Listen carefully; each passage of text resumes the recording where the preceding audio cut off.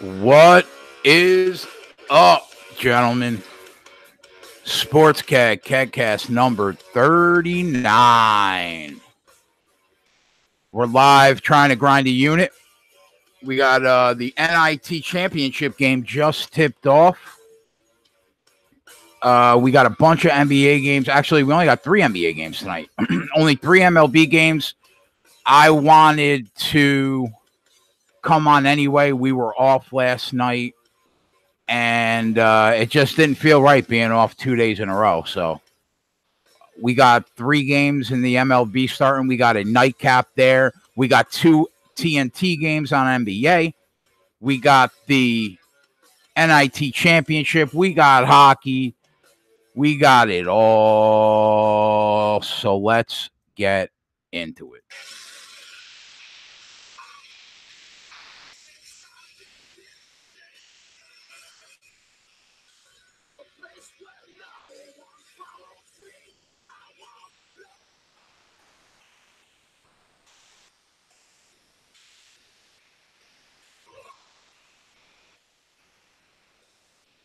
Four-two right now in the Lipscomb, Texas game. Actually, 4-4.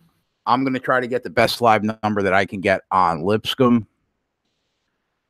And I picked up a unit tailing Twatty today on the Yankees to get it done late.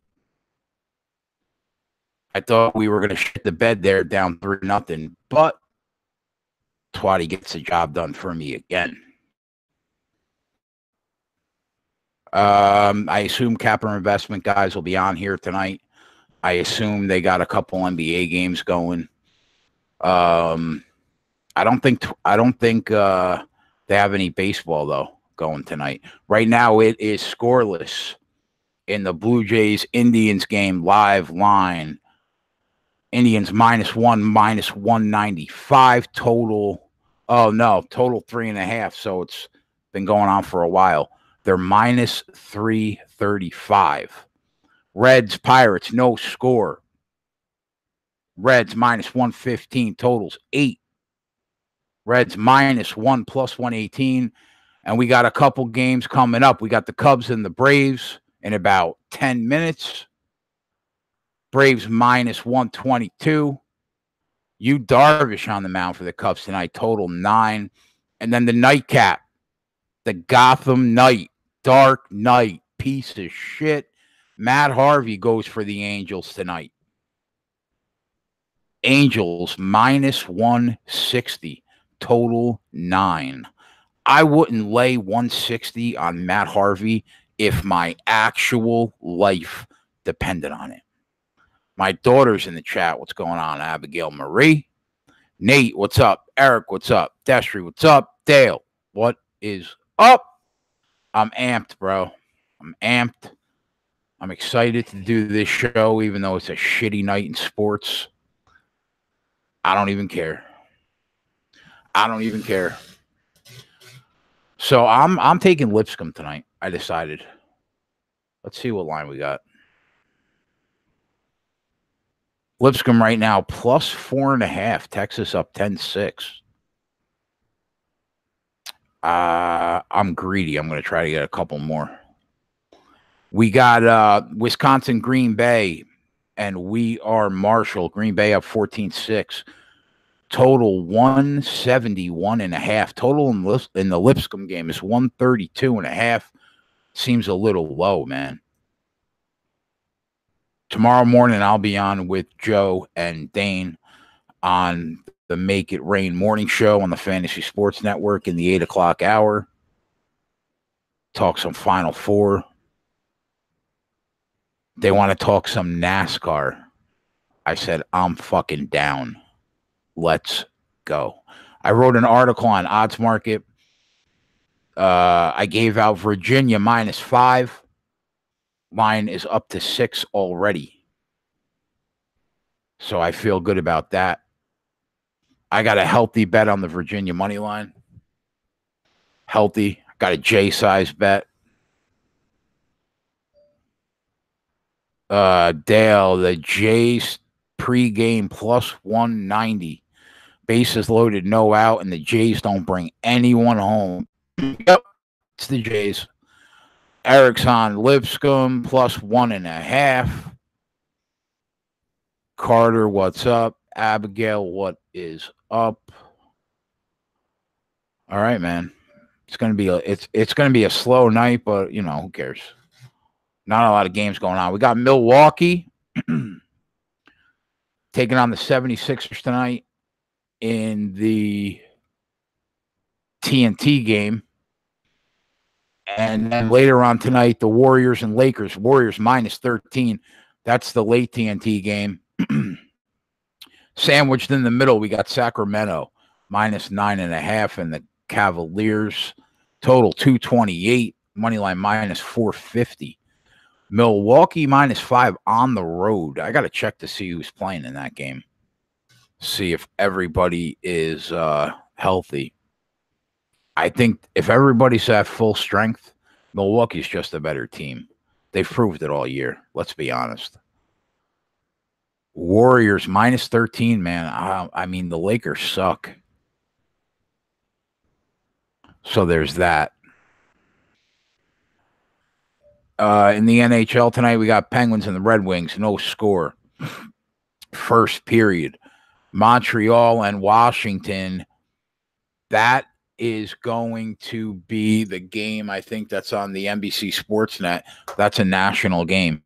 No score there. Devils and the Hurricanes just started. No score there. No score anywhere. Oh, the Senators are up 1-0 on Buffalo. As everybody knows, it's a live betting show. We're up 84.5 units in 6 weeks. This weekend's going to be awesome. We got the Final Four. We have NASCAR. We got no UFC this weekend for the first weekend in a minute. But next weekend, we got a pay-per-view, and I'm looking forward to it. Max Holloway, Dustin Poirier is going to be a great fight. Round 2. Poirier gets the first fight. I expect Max to take the second one.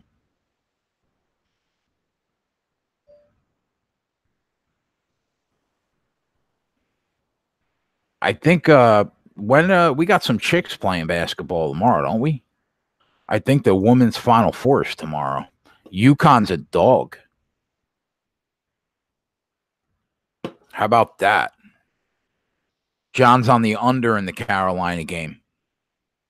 What do you think of a 5-point teaser, Virginia and MSU? Eric, I don't tease anything other than football. I don't tease college basketball.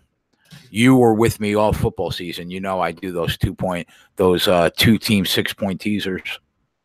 Other than that, I stay away from teasers completely. I don't really bet parlays either. I just straight bet always. But I mean, I see where you're going with it. I'd probably rather have Texas Tech plus 7.5 than have MSU. What would they be? Plus 2, plus 2.5. I think Virginia's going to cover that game, man. The number one stat in that game is Virginia allows 27.8% of 3-point field goals to go in against them. Good luck when you're so dependent on 3-point shots. There aren't many more teams in college basketball this year than Auburn that were more dependent on their 3-point shooting. I think that's the stat. That is literally the stat that takes down Auburn. And I mean, Kyle, Guy, DeAndre Hunter, Jerome, they're shooting 45%, man. 45% from 3. How are you going to stop that? I don't see it. I think Virginia's going to stop down those 2 ridiculous guards. They're going to shut them down, and I think they're going to win. I think they're going to cover. In the other game, I'm probably just going to live bet it. I'm going to be pulling for Texas Tech because I got that 33-1 future. But I bet Virginia money line pregame big. I got it at like minus 230 when it first dropped. So how about those Yankees get it done, huh? What's that? Their third win of the year.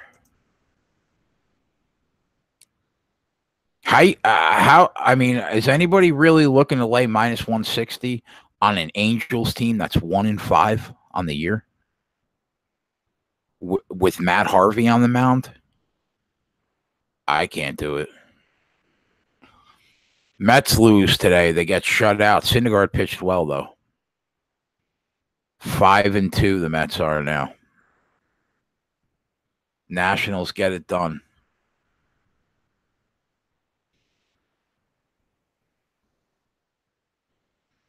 They're warming up in the Cubs Atlanta game. Over is the only play in the Rangers Angels game. Yeah, you could be right. You could be right. What's up, Gerardo? I got to get Twatty in here to ask him what his lean is on this Cubs game. I need some action. So, 2 nights ago, we were talking to Max, right? I said, Max, give me a number. Give me a number you play on the roulette wheel. He said 24. I threw $10 on 24. It hit $350, and I cashed out. I have been absolutely raping that DraftKings casino lately. It's amazing. All knotted up in this Lipscomb game, huh? What an under. These teams got 10 points apiece halfway through the first half. What's up, guys? Trying to get Marshall live, and these stupid books won't give it. What is up, bro? The live line. I got a live line right now. It's a pick. That's it. Marshall minus 110, total 171.5. What's up, Steve? What's up, pick machine? I don't know what the fuck Larson's doing. See if I can get him in here.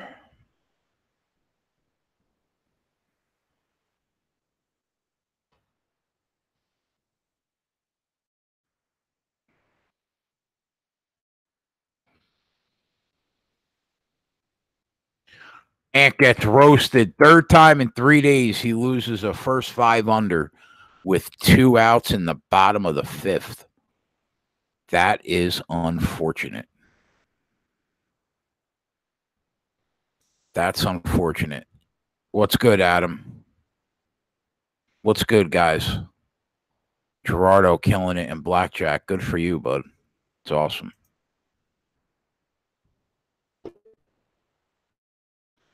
Oh, we got my little cousin told me we got WrestleMania this weekend. Gonna have some bets on that too, because I'm a fucking degenerate.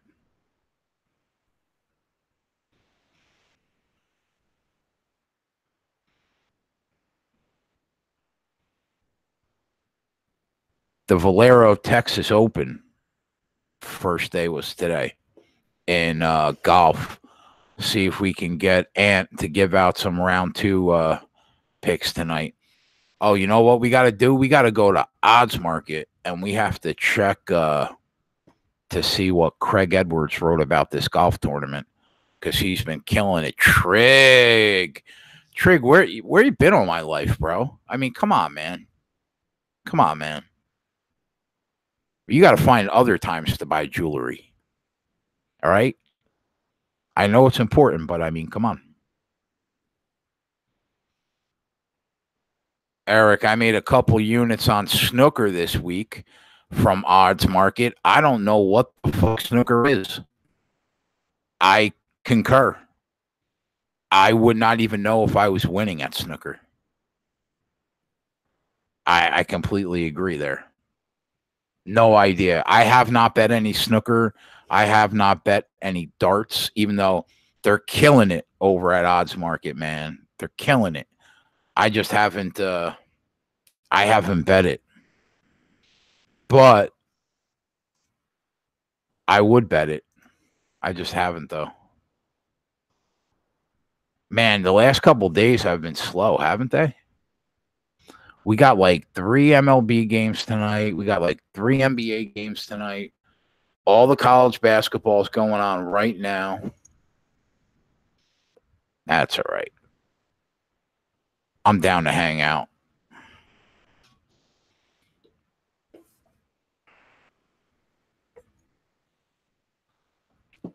Cricket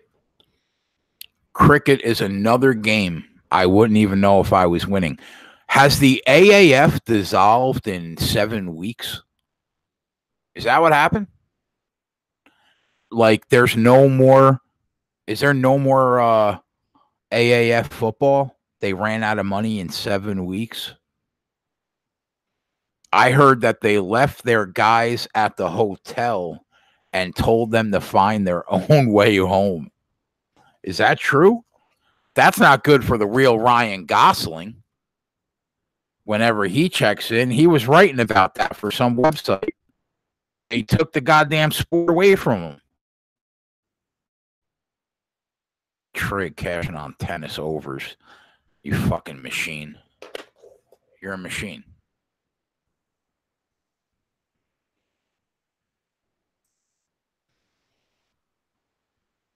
What do you guys got in hockey tonight? Anything?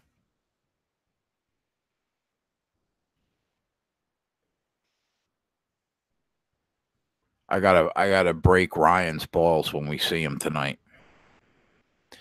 Jay, it's true. They made all the players buy their own plane tickets back home. I mean, if that's not a kick in the taint, I don't know what is. Man, that blows. That sucks, huh? How do you go broke in 8 weeks? Like, you're not planning ahead. Carolina Hurricanes owner invested $250 million. Can that possibly be true? How can you be broke if you invested $250 million in 8 weeks? That doesn't bode well for Vince McMahon looking to bring back the XFL. That sucks. New Jersey Devils up 1-0 on the Hurricanes. Red Wings up 1-0 on Pittsburgh. I'm looking to get involved in this Lipscomb game. Right now they're up 3, though. I probably should have took that 4.5, huh?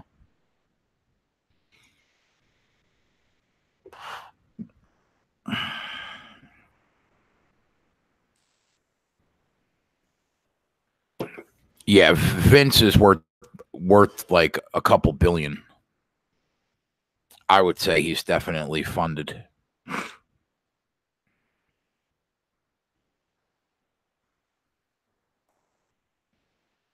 Dude, that's funny though, man. I mean, how funny is that? You feel bad for the players, but that's really fucking funny.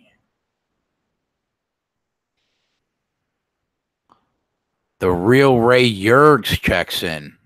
Welcome to the chat. I've never seen you before. Thanks for watching. Could have got them plus 5.5 and got greedy with Lipscomb too. Yeah, I hear you, man. I hear you. I should have grabbed them.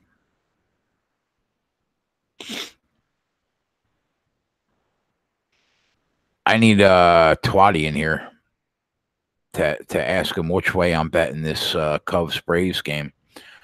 I hit Twatty up last night for a lean, and he gave me 2 leans: Giants team total over and over in the Dodgers game. We cashed them both. I didn't pull the trigger on Lipscomb yet. No. Carter's got 2 units on a parlay for Green Bay plus 6 and under 168. Feeling ballsy. All right.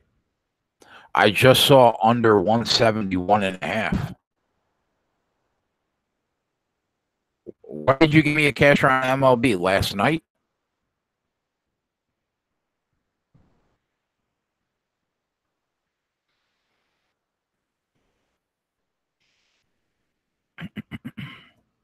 Cash that Green Bay up 11. Good for you. That's what I like to see. Total 1. Wow, that total just keeps dropping. 166.5. It was like 173 10 minutes ago. Atlanta today? Right now? Or last night?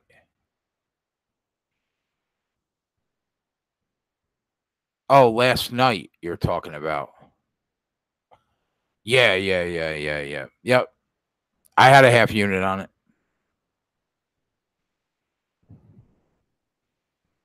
Oh, and you're bitching out tonight, man.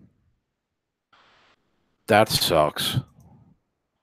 The good news is we have rant music now for Ant.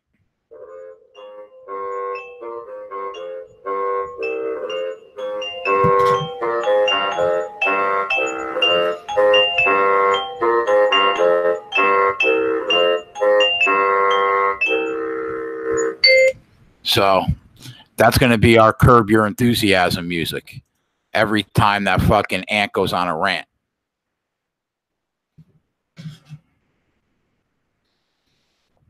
So that's for you, Ant.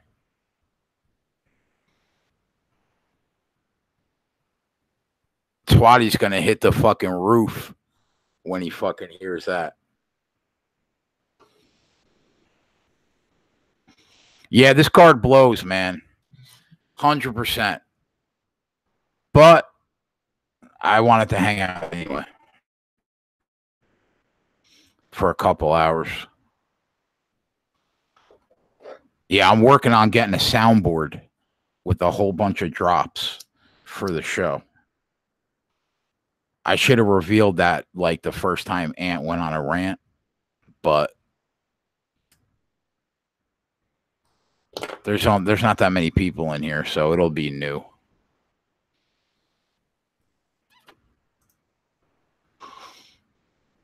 Tell me that's not like perfect though. I really wanted to use the Curb Your Enthusiasm music, but then they would have fucking kicked us off for copyright infringement. Yeah, I'll have a trigger live bet sound effect 100%. 100%. I'm working on it, guys. I'm working on it. We're gonna have drops. I'm working on trying to get graphics too to make this show legit.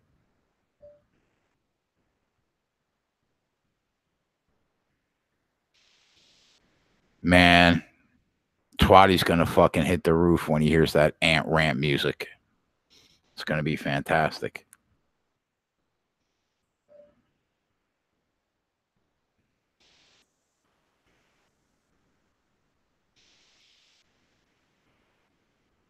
What do you guys? Are you guys on any baseball today? Anybody have any action going in this Reds or Pirates game, or the Cubs Braves game that just started? We need Texas to pull up like by a couple points here, man.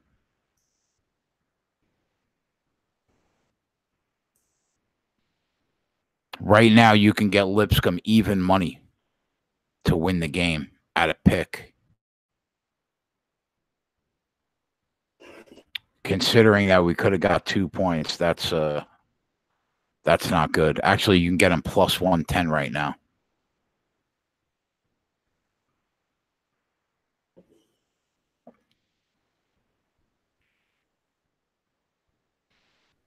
Cubs money line, Angels run line first 5. I'm on the Reds and Cubs.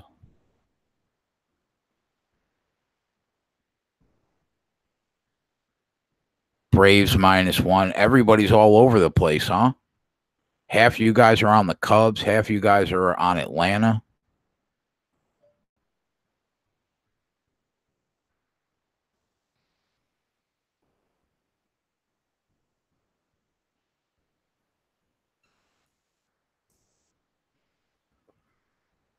What about the NBA?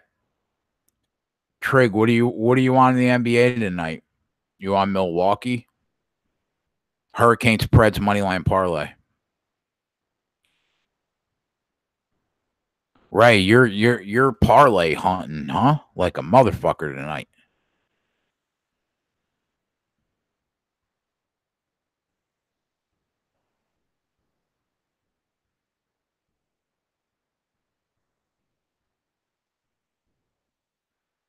Honestly, though, isn't Lipscomb a better team than Texas? Even though they haven't played better competition all year, they've looked really good in this tournament, haven't they?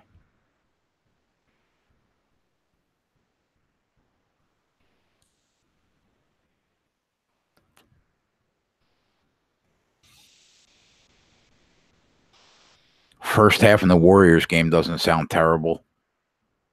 I think Milwaukee gets the job done on the road if everybody's healthy. Any are there any injuries that you guys know of in the 76ers Bucks game?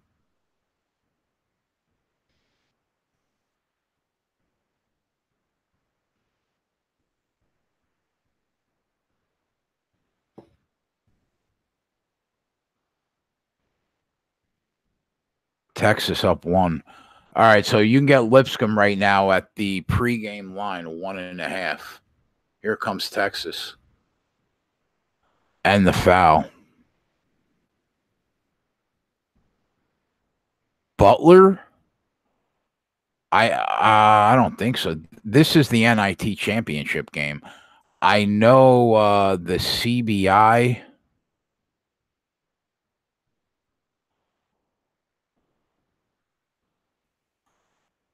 Let me check.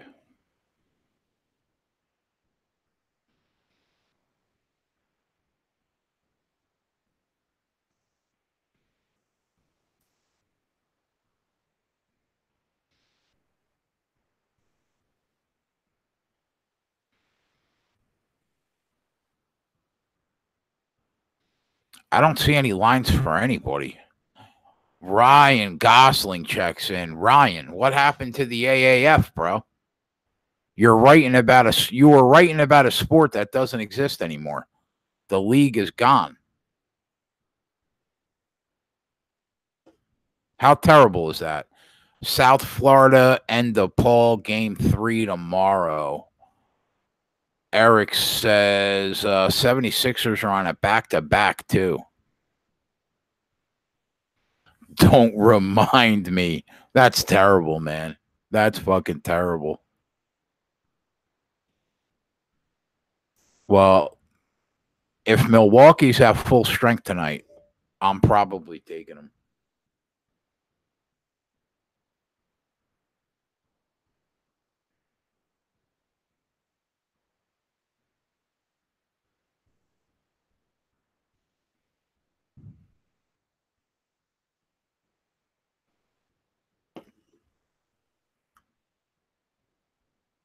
Middleton out for the Bucks.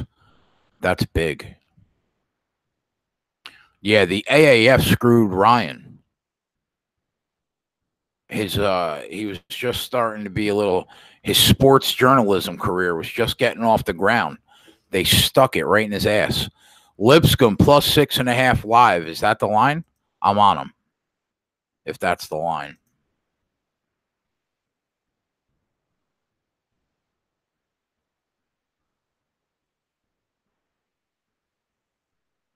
Yeah, I'm gonna take a shot. I'm gonna take a shot with Lipscomb plus 6.5 for a half unit. Why not? If they lose, they lose. It's a half unit. We could spare a half unit. We're up 84.5 units.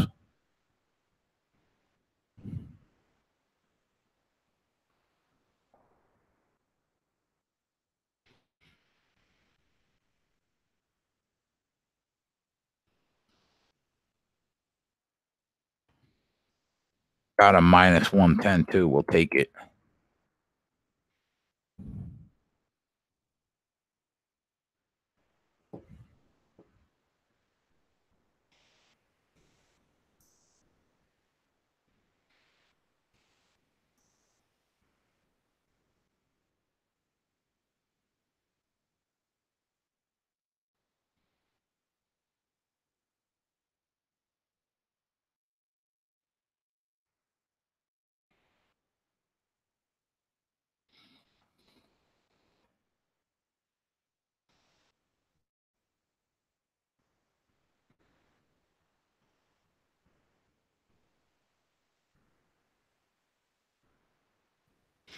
Can we talk about the New York Jets' new uniforms?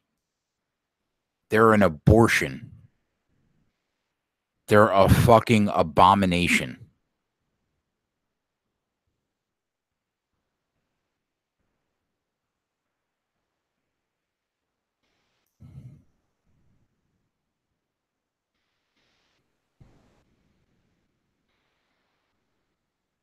Abomination.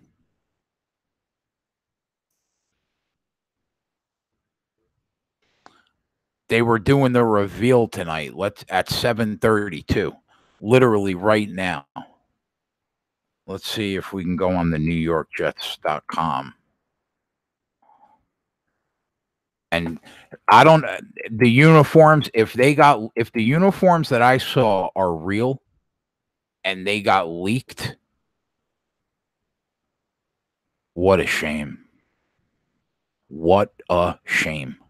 Honestly, we look like a mid-major. We look like we belong in the MAC conference right now.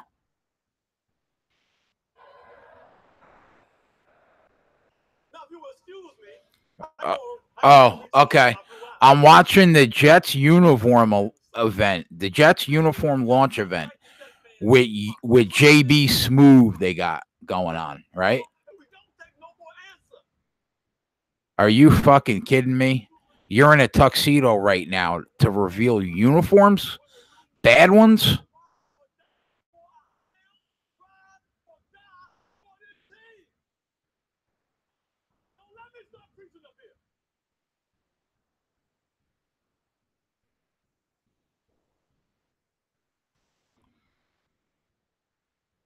Max, I'm riding solo tonight if you want to come and hang out with me.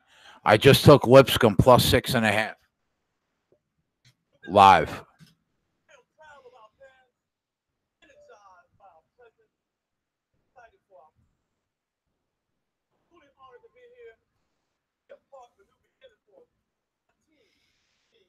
I really hope when they bring these uniforms out, man, that they are not what I just saw.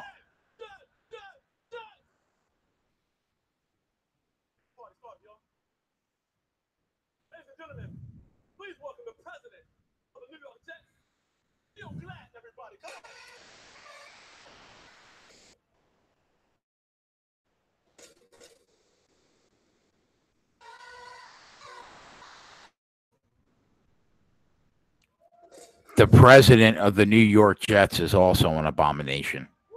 Just saying. Just saying.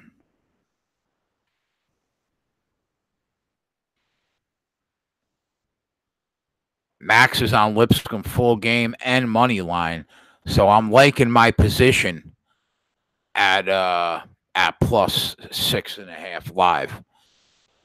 Yeah, Max, let me know and I'll send the invite. Actually, I'll send the invite now. You could just pop on whenever.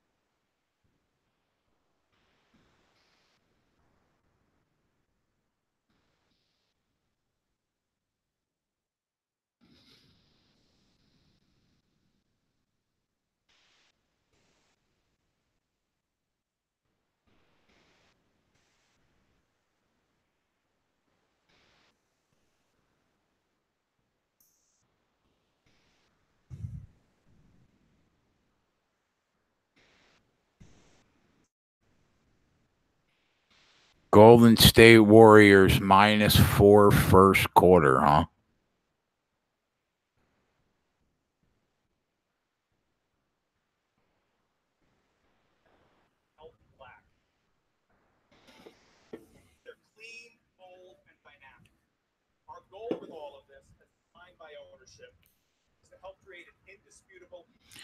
Man, I can't wait till football season. Psyched.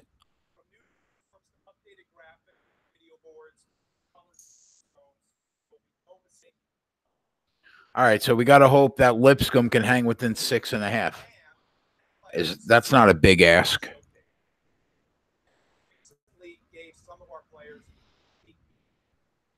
Yeah, Eric, we're going to kill football, man. Can't wait. I don't know if we're going to beat 66 units. We're going to try, though.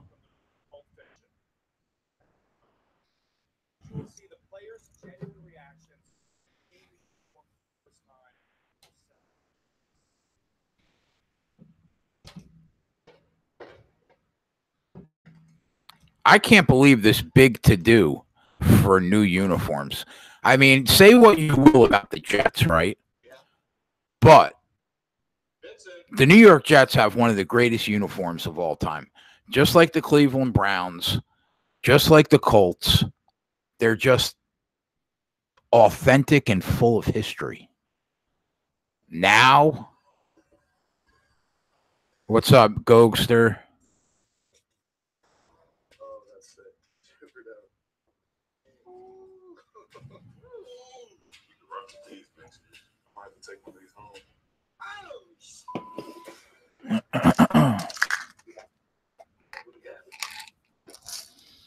I might vomit on YouTube when I see these jerseys, so don't get sad. I'll be okay. I got a fucking headache.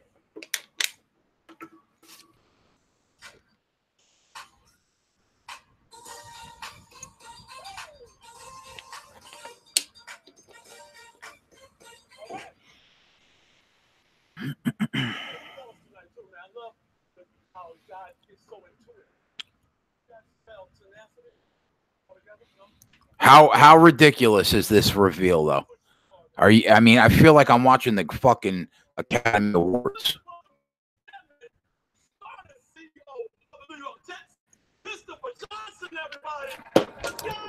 Chris Johnson, shitbag, one of the worst owners in NFL history. One of the worst owners in NFL history. Don't even get me going on the Jets. Texas is underrated. I mean, I don't know if they're underrated. They're in the NIT right now and not the tournament.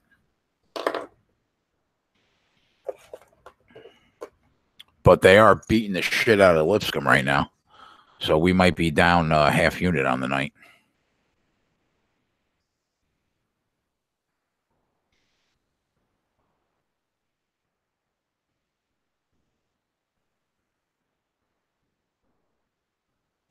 NIT championship, he said.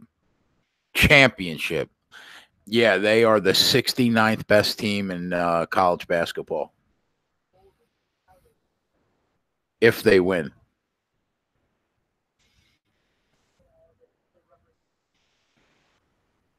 We got no baseball score yet in the Cubs Braves.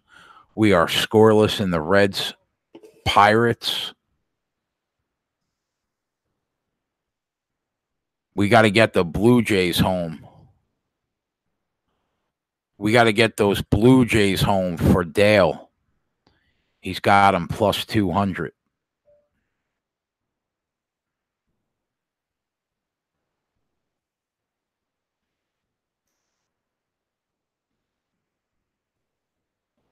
This reveal is absurd. I don't know what the fuck I'm watching right now.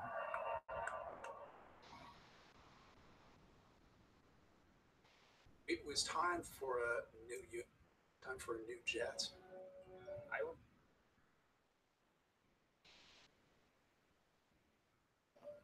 Who? Oh, Nike designed them, right? Nike's got the contract.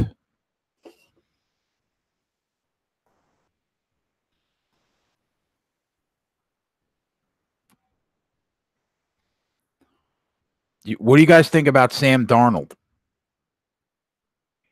You think he's got a shot to be the real deal? I don't know what I think yet. I'm still undecided.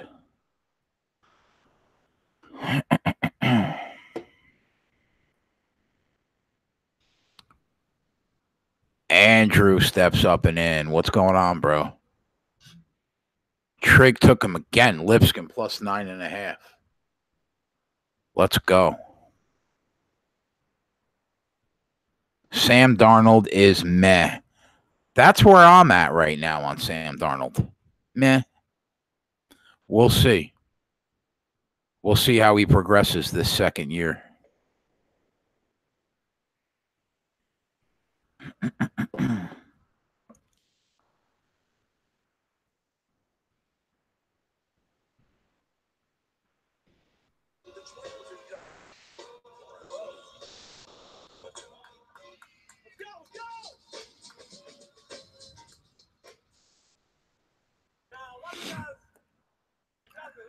I just wanted you to know I'm 20 minutes into this reveal. It's not letting me enter. Why? I'll send you another. It should let you enter. I will send you another invite. You need to be recognized today. This is your building right here. This is your building. This is your building. Oh, you're in? I'm in. My man. What's going on, Jay? I've been watching this Jets uniform reveal for about 25 fucking minutes, and I still haven't seen a uniform yet. You're watching that? That's televised? You can actually... that's when you're diehard football. Diehard Jets. I'm actually watching a uniform reveal show like it's the fucking Grammy Awards. Are lingerie models going to be rocking these jerseys? I don't think so. Probably not. Well, damn. Holy. You are dedicated.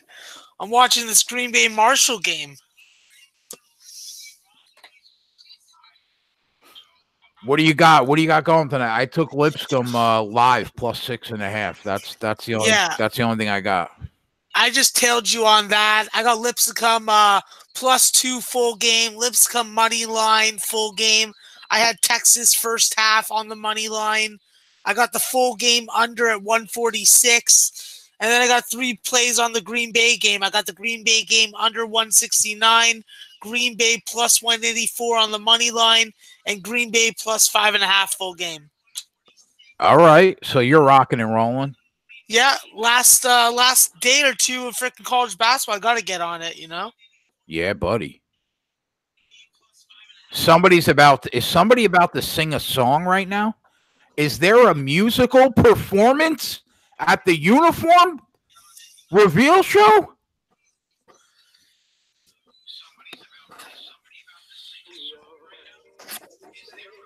I don't even know what I'm watching right now, Max. Max, go to NewYorkJets.com and watch this shit show I'm watching right now. I'll watch it for a minute, but I can't promise I'll stay on it because this does sound like a shit show. It's a complete shit show. There's a musical performance, bro. Oh my God. Why? Why? For uniforms? Come on, man.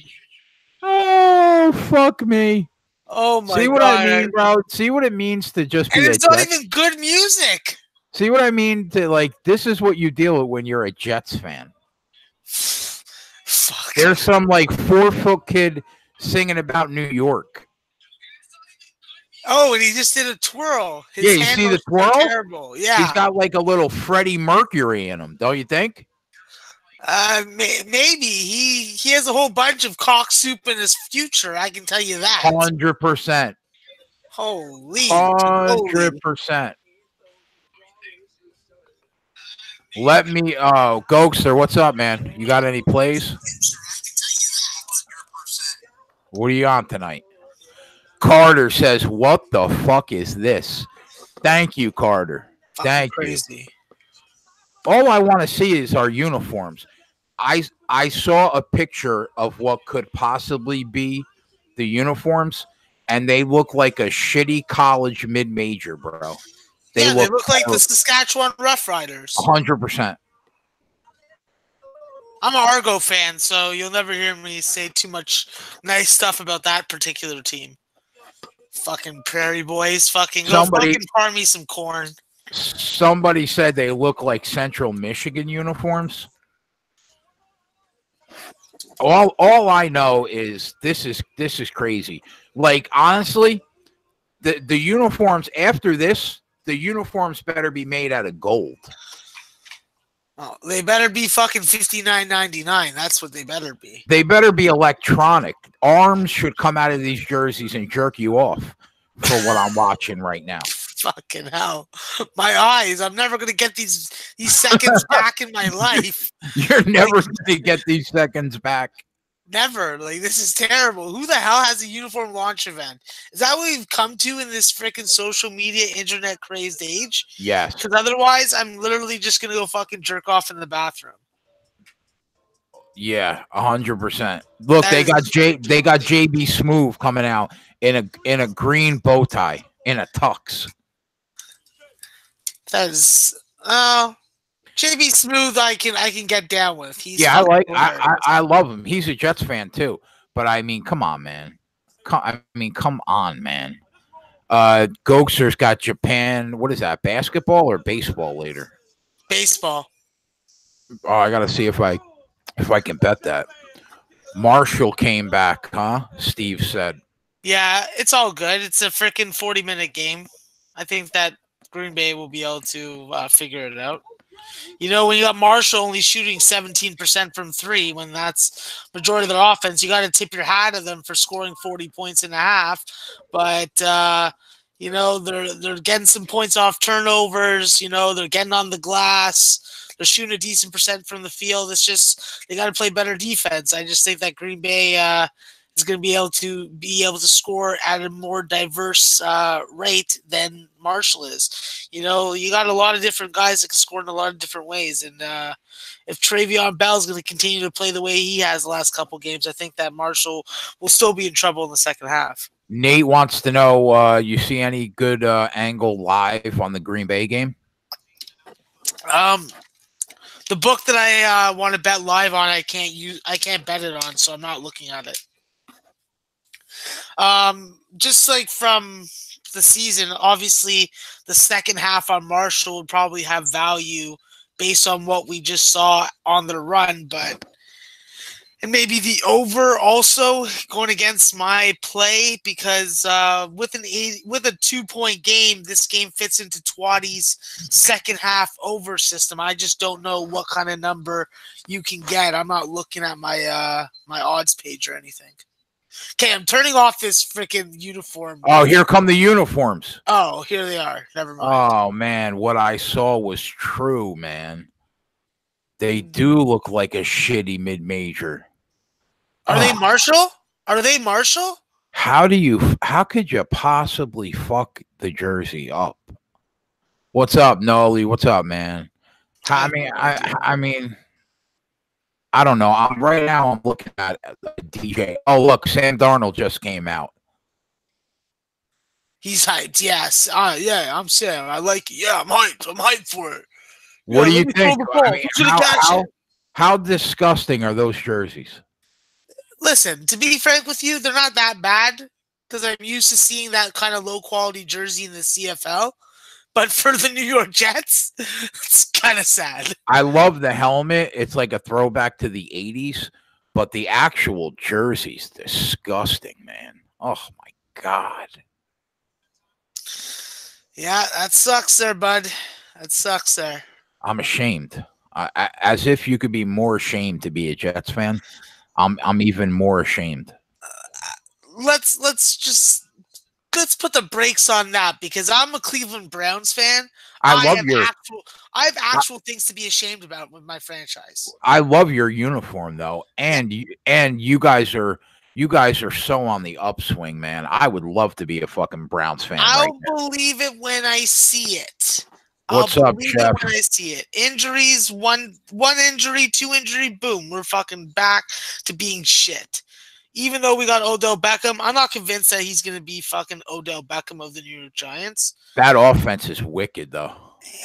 Yeah, until I see them play, I can't really really put too much into it. It's just fantasy right now. What's up, Brian? I've never seen you in the chat before, man. Thanks for checking us out. All right. Well, that sucked. So we're done with that. So, I wrote an article on Odds Market. I gave out for like an hour and a half last night. Virginia was at -5. Yeah. I gave it out on Odds Market, but it's up to 6 already. What do you think about this line now? Yeah, you give me 4.5 on Virginia, you can convince me to take them, but at any other number higher than that, I'm looking at Auburn. Too much three-point shooting, too much ability to turn you over at all 5 positions. All the guys that are going to be on the floor in the last couple minutes of the game can play defense and force a turnover, and I think that defense is going to win it. So, I'm not saying that Auburn's going to win. I think that Virginia wins the game outright. I do think that Auburn's able to hang within the number. And if you want to give me more points, I'm good with that. You know, the stat that stuck out at me was we know how Auburn has lived and died, right, by 3-point field goals this year. And Virginia, number 1 in the nation, 3-point field goal defense at 27.8% 3-point shots allowed. Don't you think the game comes down to that stat? No, personally, I don't, because I think that the way that Jared Harper can drive to the bucket in transition, you think it opens them up? I don't think that Virginia can get back fast enough to stop that. This guy can literally get up and down the floor in 4.5 seconds. So you think Auburn's gonna have open threes? I think that Auburn's going to penetrate the ball like they have in every other game so far in the tournament, and they're going to get open threes. It's just a matter of them hitting it. The fact is, you have to also keep in mind, this is a team that has a lot of down low depth. You got 4 guys that can get on the glass, that can score on the low block, and that makes a difference to me. There's a lot of ways that Auburn can beat you, and you have to be aware of that. And the way that they've played on neutral courts, you have to take those stats into consideration, because they are just a absolutely phenomenal team when the lights are the brightest. And they match up defensively with Virginia. They're playing 35% three-point defense, only allowing teams to make 8.3 out of 23.8 attempts. That's something you have to keep in mind. They make their free throws. They get to the line with more volume than Virginia, and they get on the offensive glass just as much.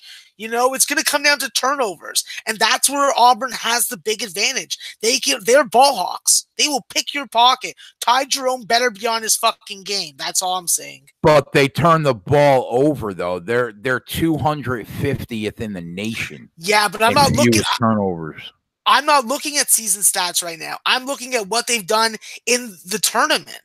I'm looking at what they did in the SEC tournament. I'm not even looking at conference season anymore, because these teams transform. They transform 2 or 3 times a year. They transform from conference season into conference season, and then conference season into postseason.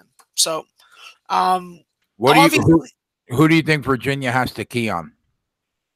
Virginia has to stop Bryce Brown from getting open shots. They have to force him to drive, and they have to rebound the ball. If you don't rebound the ball and you don't give Auburn second chance opportunities to put the ball on the three-point line when the defenders are condensed in the paint, then you have problems. But the problem with Virginia is you can't afford scoring droughts. You can't afford excessive fouling. You don't have a lot of guys that you're going to be able to trust in the key situations. There's guys for other times of the game, but in the last 3 to 4 minutes, you can't have any of your top 4 guys in foul trouble. And I'm worried with the kind of penetration you're going to see from Auburn that there is going to be some wahoo foul trouble to deal with. Nolly quickly wants to know, were you saying anything about a second half bet on one of these college games? I was saying that if you're going to be making a second half bet on the Green Bay game, I'd be following Twatty Latte's second half system. If the spread is under 6 points pregame and the halftime deficit is under 6 points at halftime, to take the second half over. I'm not playing it personally, but if there's a system that I would follow, that would be it. And it would be a hedge against my full game under 169. Are they at the half? No, they're still in the first half, right? No, Marshall and Green Bay are at the half. Okay, live total right now is 171.5. Now the pregame close I think was 173, right? I'm not sure. I thought it was 173. So they have 82. So no, you think closed at 168, 169 and a half. Oh, okay. So do you think they put up 90 points to get over that live total at 171.5? I could see it, to be frank with you. The way that Marshall came on at the end of the half and the way that they're going to be hoisting up threes to start it, it's really going to depend on how fast a pace we get out of the first 4 minutes. That's usually how I approach these totals in the second half, because we know from watching so much basketball that the scoring is just a lot more easy to come by in that first 4 minutes of the second half if we're going to be able to get on to over. So it's a spot for me that if it was on Bet365's in playlist, I'd be looking to make a play on it, but I'm not looking to. I got 3 plays on it. I'm just focusing on this Lipscomb game right now. Getting back to the Virginia game, one thing I watched a ton of Virginia, right, this year. Everybody did. One thing I was surprised to see was Kyle Guy, 43% from 3. DeAndre Hunter, 42.5% from 3. Ty Jerome, 40% from 3. I didn't realize they were that good at shooting the basketball. That's ridiculous to have 3 guys over 40%. No, I've been saying all year, this is one of the most highly efficient offensive Virginia Cavalier teams that we've seen in the last 7 to 8 years. But they were number 1 in efficiency. Well, number 1 and 2, them and the Zags, all year long. But they slow the game down so much that, you don't really think of them as an offensive team. But it's night and day from last year to this year. Yeah, I think that it's just Kyle Guy has shot the 3 so poorly in this tournament. 100%. You have to really put an asterisk beside that percentage, because you got to see what you're getting from him. And that's why a lot of people need to go and deal with this game live, because you really need to see how these guys match up against each other. Who's going to win the battle of the pace? And for me, I got to do it for show purposes and because I'm just a goddamn degenerate. But I wish I could hold off and just bet the game live and just wait till I get the good number. Right. Yeah, I mean, at one point he was 3 for 26 in the tournament from 3. Yeah, he hit that really nice 3 in the corner. And let's be honest, they did not play their best game against Purdue, and they survived somehow. And Purdue came in playing really well. But doesn't that say a ton about Virginia, though? That they don't even need their A game to get past teams that are red hot in the tournament. Yeah, that is definitely a good point. But we know that when a team is playing at the top of their game or beyond their capabilities, if you do not play to your standard and you play lackadaisical, you're going to end up losing the game. Virginia has really tested the waters and really freaking put themselves at the end of the diving board. And maybe this is the game that they slip. I don't think that they are. I think that it will be a fight. But I think that we're going to see offense. I think that we're going to see some good 3-point shooting. I think we're going to see a lot of Mamadi Diakate. I keep on harping back to him. I think that he is just the difference maker for this team. He just brings an element that none of the big 3 guys can do. And he shoots the ball well from deep. Yeah, he does. And 36% on the year. Yeah, and great wingspan. He's good at altering shots. He's good at help defending from the side. It's just about him staying on the floor, not fouling. So do you lean over? Yeah, I'm on the over already. I bet over 131. So it's a play for me already. You think we see points then? Yeah, I think that this game gets to 140. Wow. Yeah. Yeah. How much do you think Auburn is going to miss Chuma? I don't think that they're going to miss him that much in this particular matchup. I think Why? that this is going to be a major test on Daniel Purifoy and how he can match up versus DeAndre Hunter and how the limited size of Auburn's backcourt does against the bigger size but lack of athleticism on Virginia. It's a guard oriented matchup. The difference maker for Auburn is their front court. What are you going to get out of Austin Wiley? What are you going to get out of Horace Spencer? What are you going to get out of Anthony McLemore? I can tell you one thing. You're going to get a lot of toughness, a lot of rim protection, and hopefully some rebounds on defense. Switching pace to Michigan State, Texas Tech. What's your initial lean on the total? Right now I'm looking towards taking the over. I think that in the end, there will be free throws that decide this game. I do think that both teams are going to be able to score in transition versus each other. I think Michigan is going to be able to trick Texas Tech into playing a faster pace. And I think that with the efficiency that I know I can count on from Michigan State, I think that they are going to be the one that carry the scoring in this game. Give me one key one key factor for each team to win this game. If Texas Tech is doing what, it's a good sign. If Texas Tech is getting Jared Culver the ball and Jared Culver is not hanging on the perimeter instead of driving to the bucket, that is going to be a major factor in how they score the offense. I was surprised to see Moretti is 47% on the year from three. That is absurd, man. Yeah, but there's an X factor with Moretti is you need his parents there.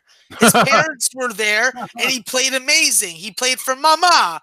Mama, watch, he hit these threes. But if his parents aren't there, he's had bad shooting games. So hopefully they got tickets for the family. But I think that actually makes a difference. I mean, you gotta think if they were there for the 8, they're going to be there for the 4, right? You hope so. You got to know that the tickets are a little more expensive, though. Well, give me one key factor for Michigan State. If we see what, that's a good sign. Cassius Winston playing off the ball and scoring off the ball. If he's able to come off high pick and rolls and double screens, he is going to eat Matt Mooney alive. Yeah, and Mooney was huge, a huge factor in the last 2 games. Yes, he shit the bed in a major way that first half against Buffalo, and ever since then he's looked great.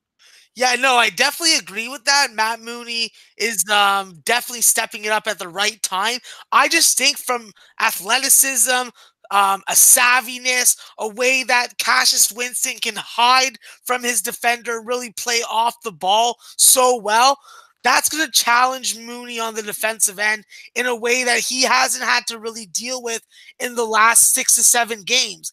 I think that Matt Mooney and his shooting is obviously going to be key, and he's going to have to be able to take the ball at Cassius Winston. I just think that you're going up against a different class of point guard, and this is the kind of point guard that can take you to the bucket and eat you alive and make you look like you don't belong. Yeah, Michigan State is so much more balanced than Texas Tech is. And the other thing for Michigan State is, have we not watched the development of Xavier Tillman? He is a beast. That whole front court of Kenny Goins, Nick Ward, and Tillman has proven over and over again that they will protect the rim. They will dominate the other team's front court. And I think that Tariq Owens and Odiasi are the next ones up on the meal plate. It is unbelievable that they lost Langford and haven't skipped a beat. That just shows you the value of good coaching. Tom Izzo is the blueprint for half these coaches, including Chris Beard. Chris Beard has tried to model the Texas Tech program after Michigan State. I think that we're going to see a classic college basketball game. I just think that Big Ten basketball is tougher. I think the Michigan State team has battled through so much off the court adversity that they are destined to go and lose to Virginia.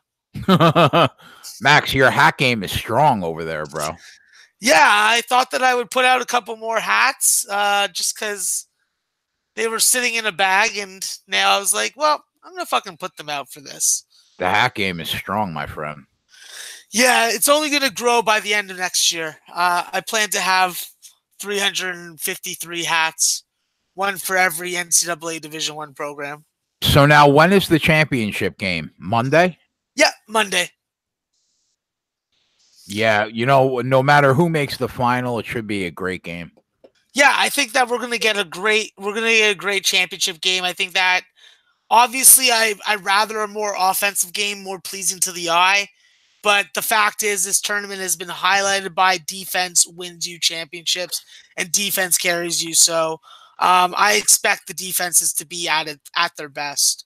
And Sean says NCAA provides up to $3,000 of assistance for parents to go to the Final Four, another $1,000 if they make the championship. Well, that's good for Moretti's parents.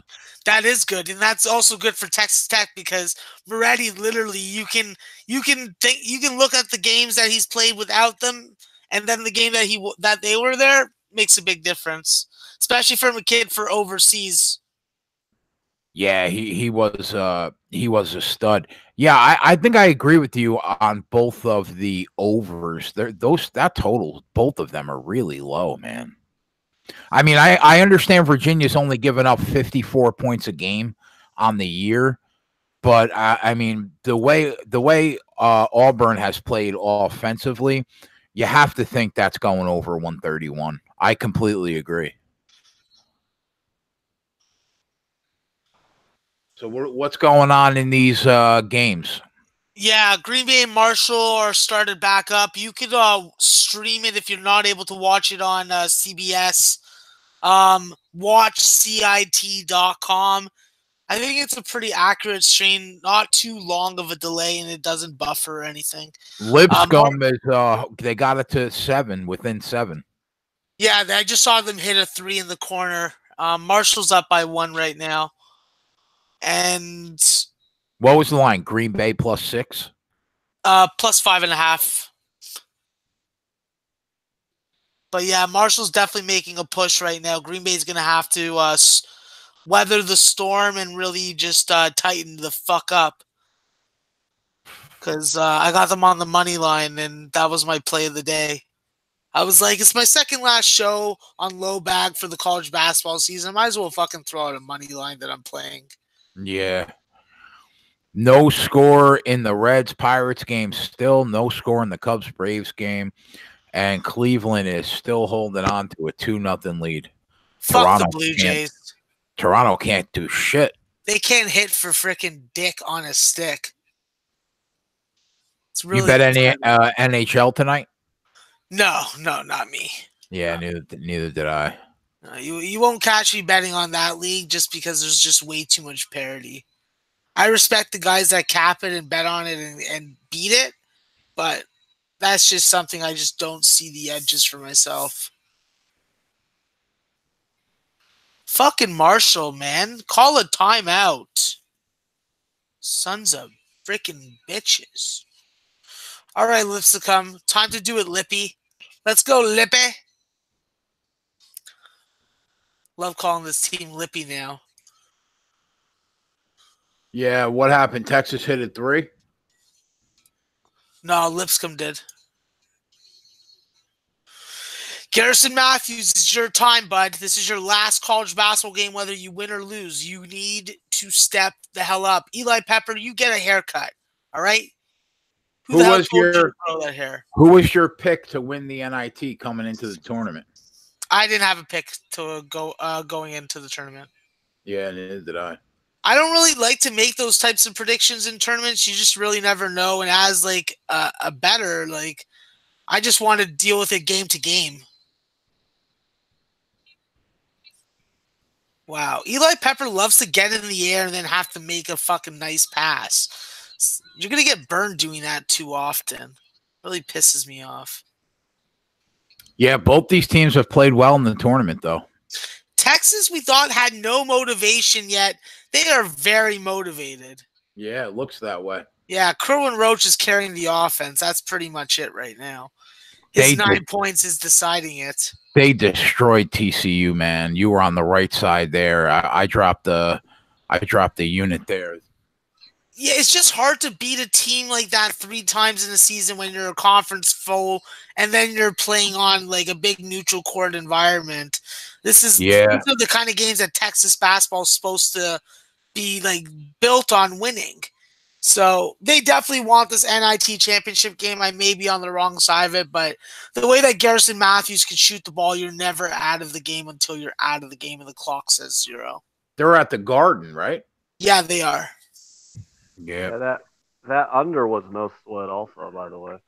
Oh, Ant checks in. There he is. What's going on, bruh? What's going on, Ant? I was lying in bed tired, and I figured, I'd just pop on and say hi. Unbelievable that I can't believe you got roasted 3 times in a row with 2 outs in the bottom of the 5th for first 5 under. That's unbelievable. It kind of sucks, I'll be honest with you. Yeah, I don't know what to say about that except goddamn baseball. Can you not just let freaking Ant cash his unders? It literally 3 times in 3 days I've lost the first 5 under in the bottom of the 5th inning with 2 outs. You hated the card too, right? You only made 1 play. Yeah, that was the only play I made on the entire card was that Yankees Baltimore under 4.5 on the first 5. It was the only thing I saw on the card was playing. And it was going to cash, except for some reason Paxton gave up 4 runs to the Orioles, which was weird. I mean, because I knew the Orioles have a bad offense. I'm like, well, Paxton should be able to control the Orioles offense. And Cobb is a very capable pitcher, and the Yankees offense had been in disarray last several games. And that first 5 under, just like 4.5. When I was at 4, I didn't like it, but at 4.5, I'm like, man, that just called to me.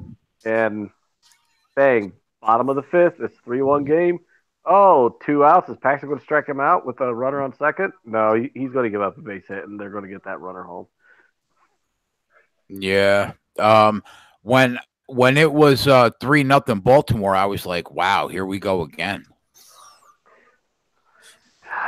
No, the Yankees pulled it out. I thought about betting the Yankees today, but I didn't. I just didn't trust them to win.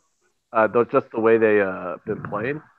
I mean, there was line value on the Yankees. I thought I was actually considering a play on them, but I didn't. I laid off the side. He changed it. That wasn't a rant, dude. I know. I just was dying to fucking play it, bro. I was dying to play it. It's only funny if you do it during a rant. That wasn't even a rant. I'll just be explaining that I thought there was value on the Yankees today, but I just wound up laying off of it because it's like you can't really. I didn't know if I could trust them to, get any runs. Apparently they did. They got 8. So while I got you, while I got you here, you like anything for tomorrow? Let me look real quick. What I did do, I did play. I mean, you can't play it now, so I guess it doesn't matter to people. But I did play the Pirates series. The Pirates to win the series against the Reds. I did do that. That started today. Yeah, that game tipped off, or first pitch on that game was at like 6. I haven't seen any fucking series bets at all at either of these sites yet. That's weird. Well, get a new book, dude, because you can have series bets. I should also have first 5s, but first 5 team totals, you mean? Yeah.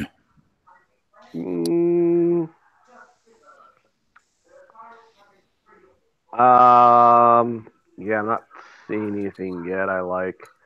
Not at first glance. Wow, the Blue Jays suck. Ooh, there might be value on the Rangers. I'll have to look at that a little bit more. But at first glance, The Rangers at an underdog price don't look terrible. Lance Lynn's capable. You're talking about tonight? Tomorrow. Volquez. What's your thoughts on Matt Harvey being minus 160 on a team that's 1-5? That would be an auto fade, except for the fact that he's up against Volquez, and Volquez is a gas can, and the Texas Rangers bullpen's a gas can. So it's like Matt Harvey has significantly Any lean on the total in that game? No, 9's right. The total's right. Yeah. I mean, yeah, there's really, I don't see any edge on that total. That's about right. And with Harvey, Harvey's probably juiced a little bit too heavily, but not enough to make there any value on wanting to bet the Rangers. Right. I mean, because if you go, ooh, Harvey's too big of a favorite, I got to go bet the Rangers. I'm like, well, look who the Rangers are starting. I mean, Volquez is is like Homer Bailey Jr. You know how everyone fades Homer Bailey, right? Well, so he's equally bad then to Harvey. He's way worse than Harvey. Oh, he's way worse. Oh, okay. Yeah, Harvey's not that bad. I mean, Harvey's bad because he goes on coke binges and fucks hookers and shit, and doesn't concentrate on baseball. But I mean, Harvey's upside is pretty good. Harvey's got really good stuff. I mean, Volquez doesn't have anything. Yeah.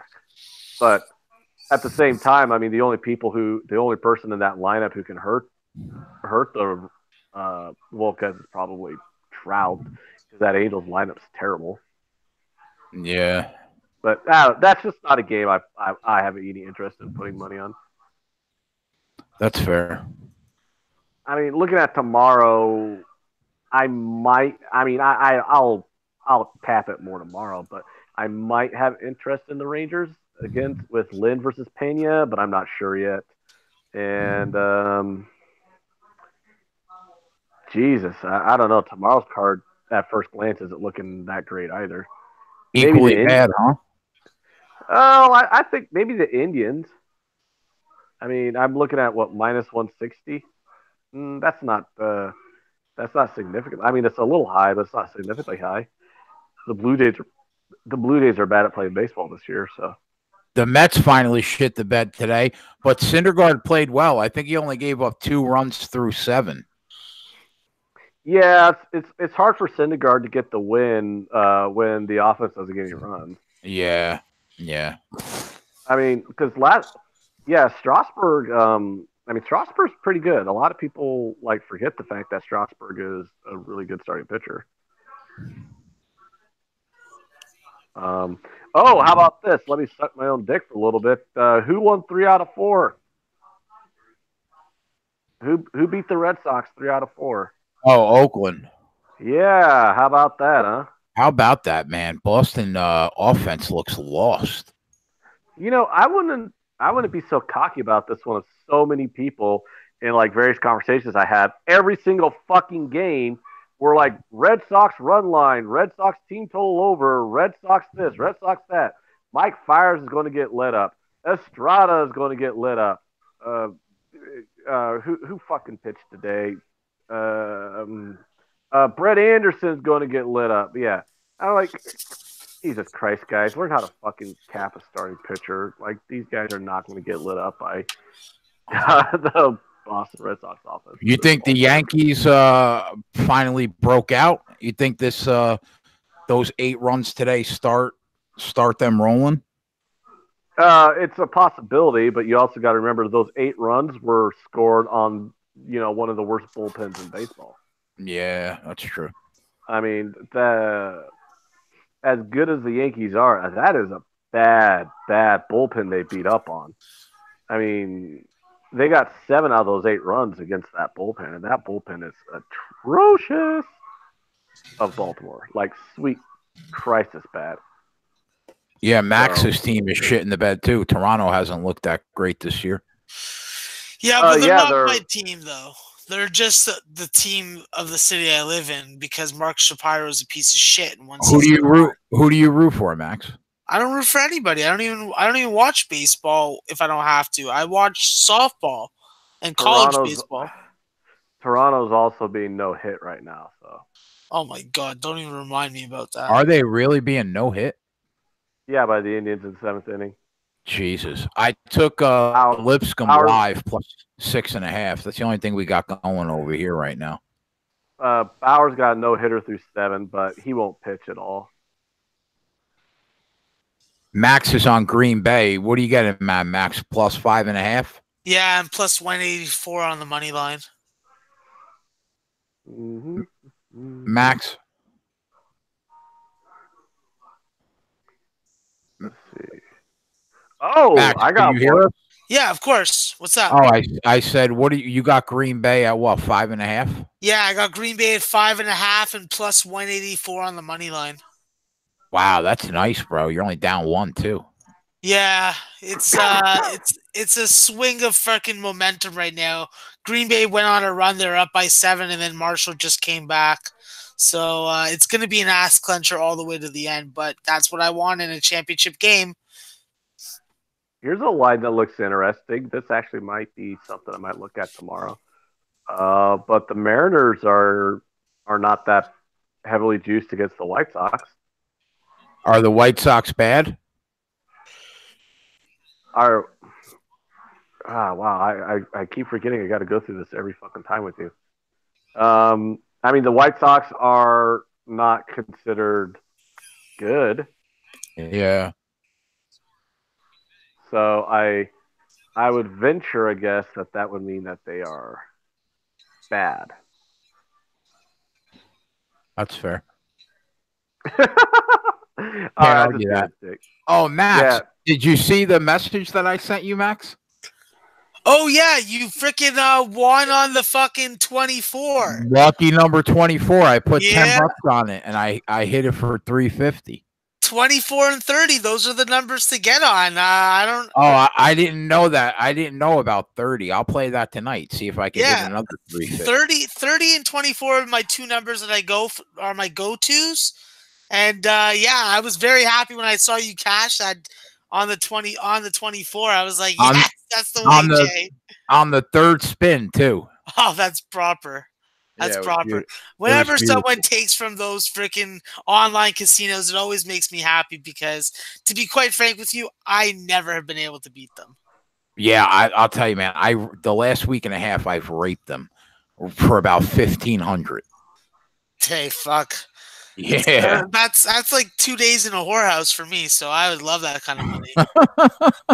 It always comes back to the whorehouse, Ant. Always. That's what I'm about, you know. Listen, I'm a short bachelor, and the only kicks I get are getting my dick wet, other than in the shower. So you must have felt for Robert Kraft then, with the whole massage parlor thing. You must have felt terrible. Of course, but he should have been smart enough to having a high class woman come into his hotel room instead of having him to go out there and be set up for a sting.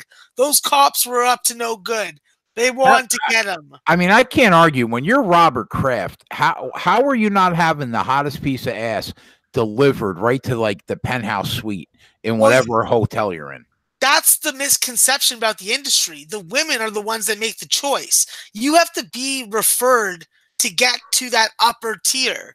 Sometimes money doesn't really buy you that type of professionalism. So you're saying like a hot chick would deny Robert Kraft, like the owner of an NFL team? I can't see it. I can see it because some girls are just very unattracted to these older dudes. And it's not like you could just lie there, starfish, and take it. You're expected to produce 5-star fucking intimacy. How about that? And that's a new phrase on the KegCast. 5-star intimacy. I never thought I'd hear that one. It's interesting. All I know is that, like, how it works on the circuit nowadays, guys have to get referrals. Obviously, you got to be able to pay. That's the base of it. But you have to get a referral at a Yeah, whorehouse? girls will have to give you referrals. These aren't street hookers or human trafficked women.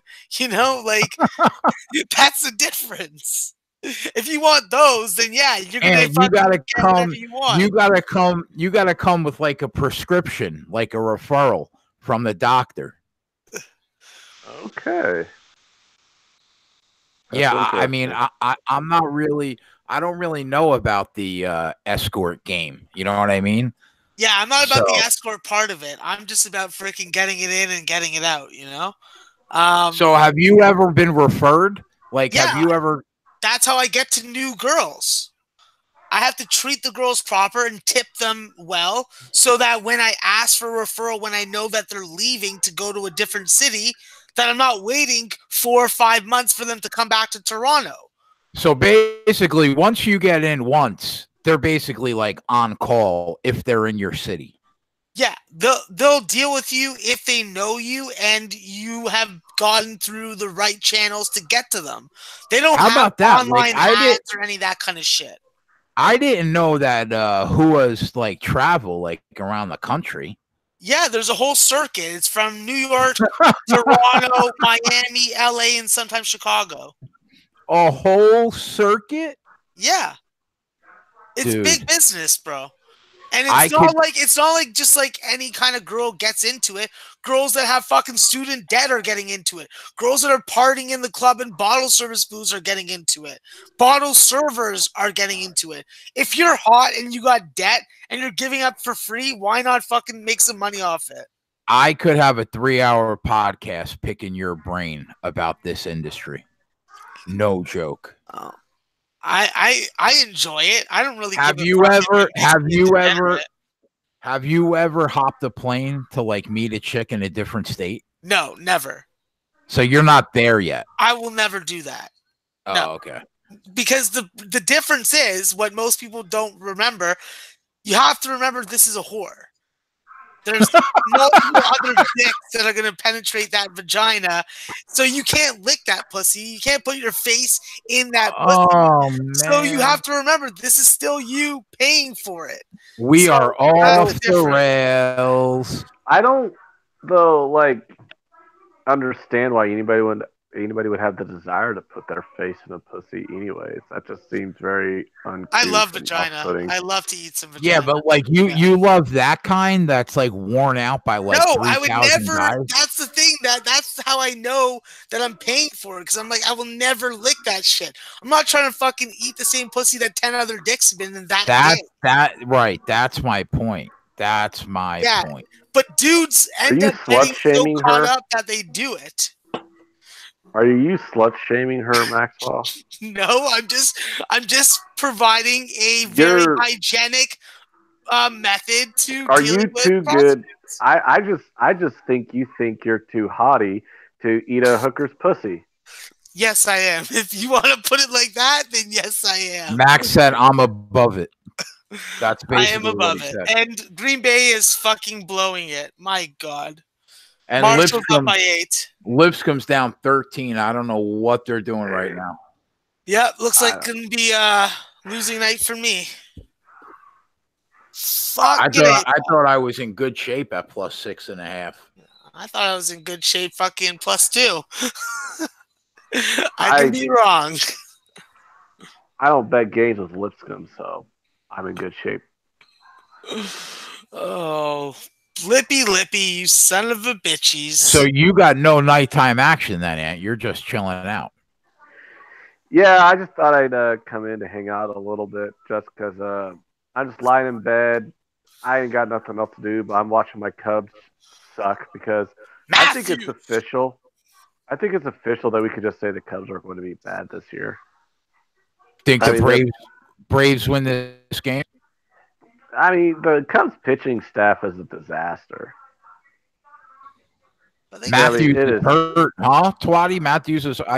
Max Matthews is hurt. Yeah.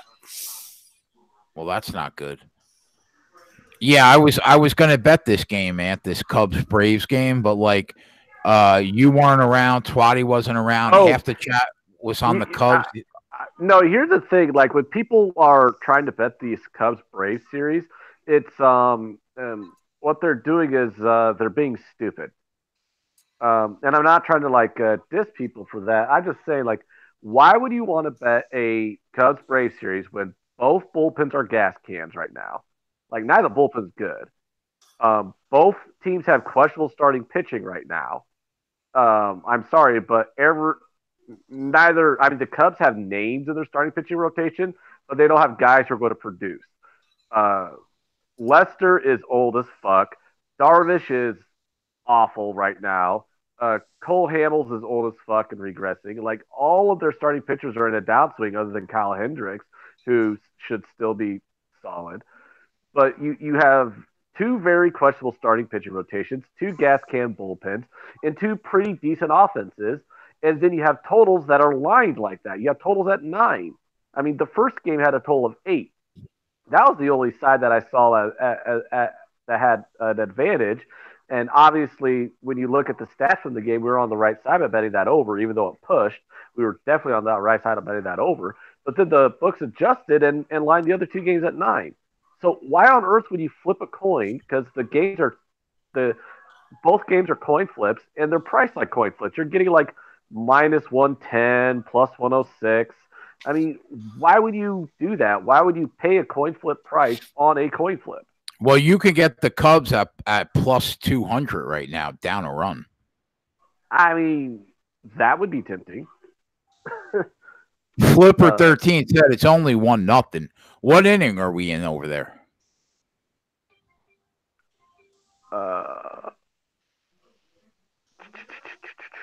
Oh, sorry. A buddy just texted me. I was just reading this text message. I got to go back. I think it's like the 4th or 5th. So, I mean, plus 200. I mean, if they could, Oh, it's the end of the 4th. Oh, if you could get plus 200 on the Cubs right now. Is that worth a shot? I mean, at plus 200, yeah. I'll bet it right now for a half unit. Boom. I mean, that's all you have to say to me.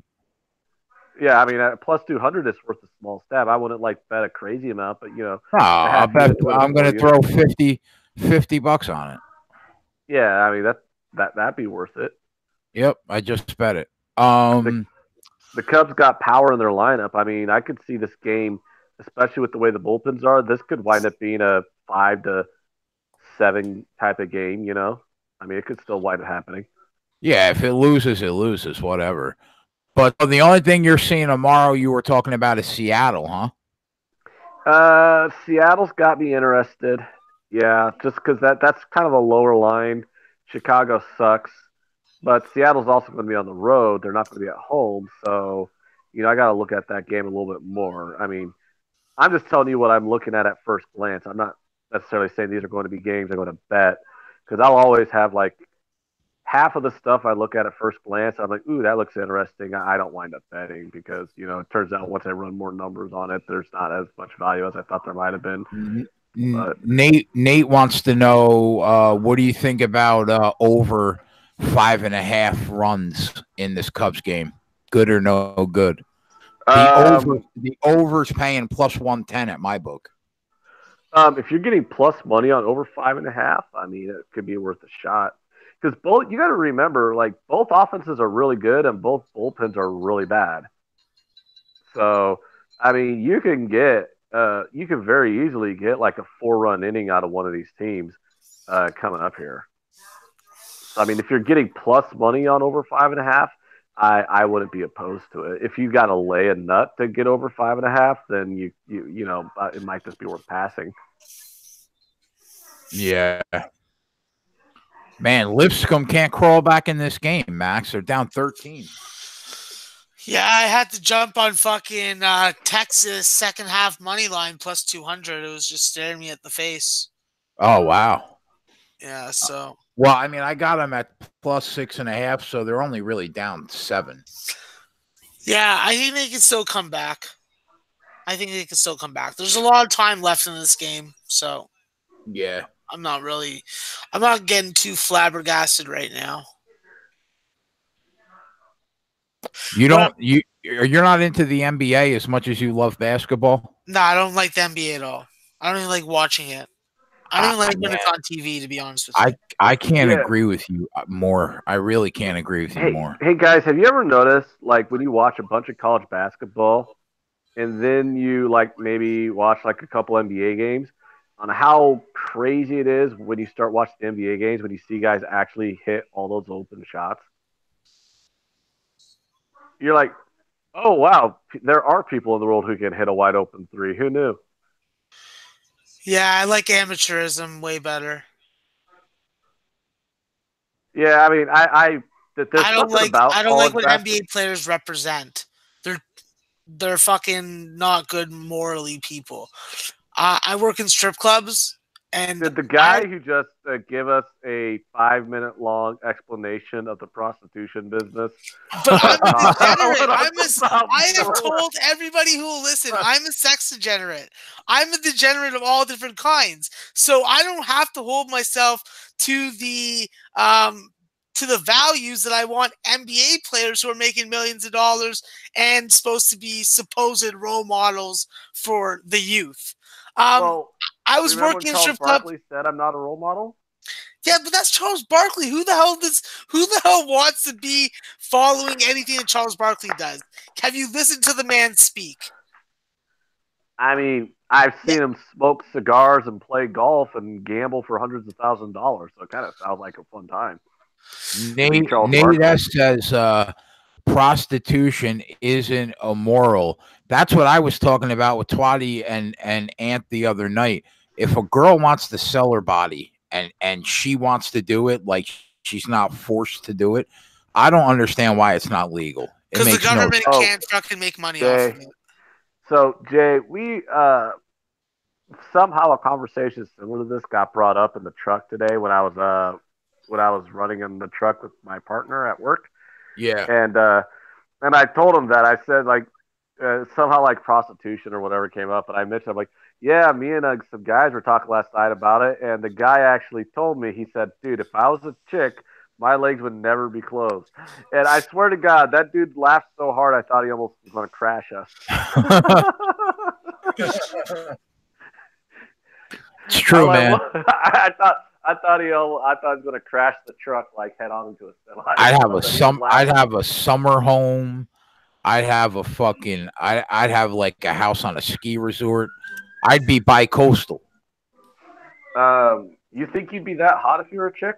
Well, you Cars know, the premium pussy prices. I mean, I would hope. I would have to hope. You just mix some freaking S&M into your freaking thing, and then you can charge top dollar. There's always a dude that wants to. Have you ever been beaten by a girl in leather max?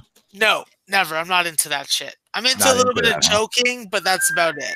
I'm not trying to put a belt around my neck and fucking come Like hard. you're into getting choked, or you're into choking? I'm into choking. Huh. Whoa, are they into it? They're into whatever I pay them to be into. Wow. Some life you fucking lead, man. I wish I was you. That's why I don't have children or get married, because I just want to keep on living like this. God bless. God bless. I mean, Yeah, you know, obviously, like I see a lot of people with conventional relationships, but I also see all the fucking bullshit they go through. So, me, I don't have the patience for that. I'll end up fucking doing something that I'll regret. I'll end up in jail. So I'm trying to avoid that type of lifestyle. So Max, you only got a couple more games of you're trying to basketball. avoid. So you're trying to avoid a bad lifestyle and avoiding ending up in jail. So you choke hookers instead. Sometimes, it's not a regular thing. I prefer more of like the dress up routine than anything. I like a leotard, some booty shorts, some expensive like Jordans. Like I want like a hood girl, but like I want a pretty white girl dressed up like a hood girl. So if you like the leotard and the short shorts and all that stuff, what do they got to wear? You're fucking.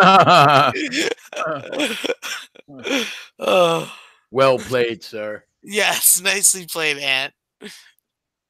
But if that gave anybody in the chat a visual of me wearing that, I apologize on behalf of Ann. Lipscomb's getting run out of the gym, Max. Yep, Dude. that's why I got on my second half money line for them for Texas. Fuck me. It's Texas versus Lipscomb. I mean, how long was this whole Lipscomb thing? Well, gonna last? we just lost a half unit, so We watched Or- Lipscomb I mean- do this all year to other teams. They're just not able to do it tonight versus Texas. we are now up 83.9 units instead of 84 and a half.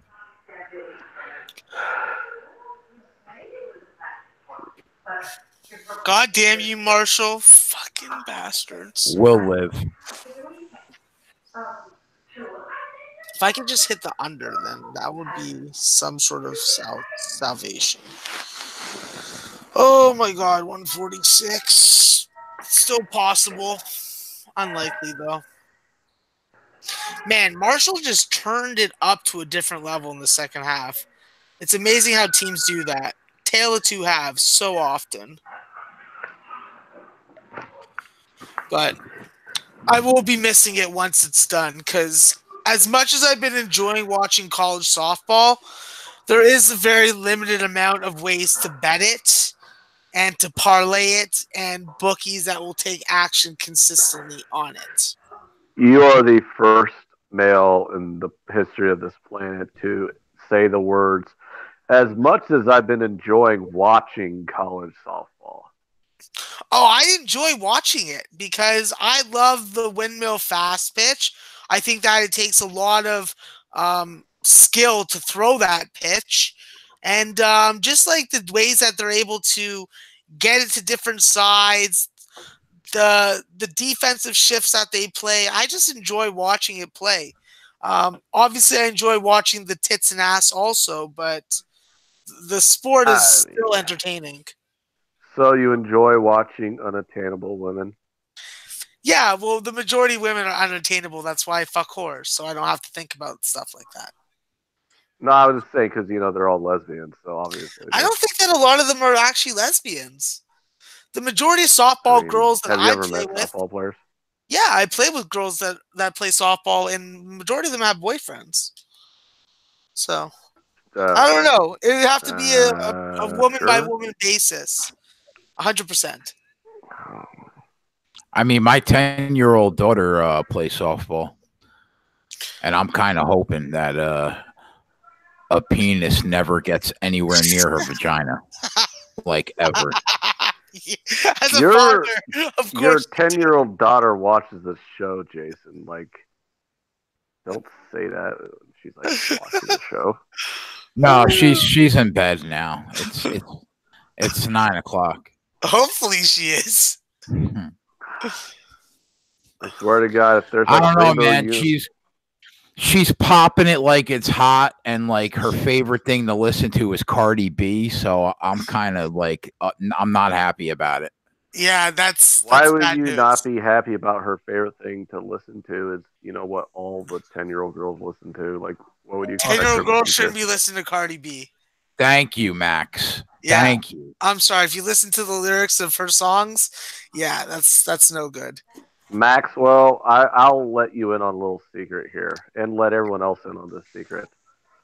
At no point in my life have I ever heard a Cardi B song, and if you were to play a Cardi B song for me right now, I would be completely oblivious to who it was from, unless you would actually have to say that is Cardi B for me to know that. Oh, okay, that's Cardi B.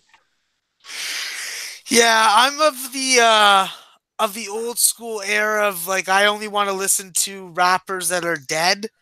So basically, yeah, that's pretty much it. That's how I'm living my life. I'm at that stage of my life where I've become like I used to think that I at least knew who was popular these days. Even if I didn't listen to it, at least I was like, well, I know who Cardi B is, or at least I've heard of Drake. But I swear to God, 3 times in the last 8 months, a rapper's died, and I've had no idea who they were until the headline that they were dead came across. Yeah, I didn't know who this Tipsy, Kipsy, whatever the hell his name was, guy was. I had no idea who he was. I didn't know who Mac Miller was either. Oh, I knew who Mac Miller was. I had no clue. There, like my niece, like posted on Facebook, like, "Oh my God, I'm so sad. Mac Miller died. He got me through all the hard times. Blah blah blah." And I'm like, "Bitch, you're 16. What hard times are you fucking talking about? And who the hell is Mac Miller?" Oh, I mean, God bless teenagers. Like I remember, being young and music was that important to me, and now I'm just kind of like, it's whatever. It's just turn it on. If it sounds good, I'll listen to it in the car. But back when you were a teenager, it was like when you're all emotional and fucking sad about everything. Like, oh, this helps me get through life. And I'm like, now that I'm like older, I'm just like, it's whatever. Fucking kids are whiners, man. I think that everyone should be forced to listen to electronic dance music. It just makes everything better. I mean, it makes cocaine better, that's for sure. Like, it doesn't really feel like you're at a party, unless there's like electronic dance music in the background where you're doing lines off the table. You gotta have your own sniffer. Just do it classy, So like, yeah, Exactly. we're fucking back in the fucking 1920s when we used cocaine for medicine. Do you know that I literally didn't, like, all the guys in the chat right now are talking about Nipsey Hussle passing away.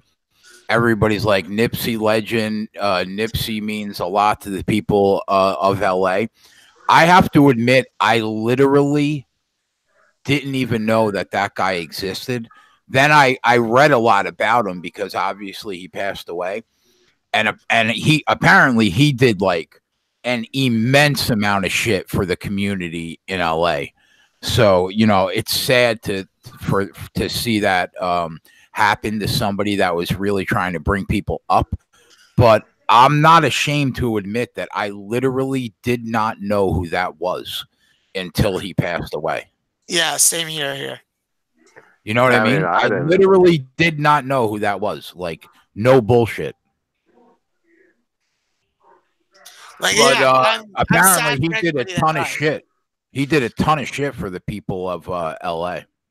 I just saw something on the internet about a whole bunch of Crips that were having like that were honoring his life. Hey, you could watch the ninth inning now of the Cleveland Indians game. See if they get this combined no-hitter to go through on the Blue Jays. No, I'd rather not watch that. I mean, that's just depressing. Well, like they pulled Bauer after 7 innings because he was at like 120 pitches. So it's not like a single person no hitter; it's a combined no hitter. Oh, that takes a little bit of the flair off of it.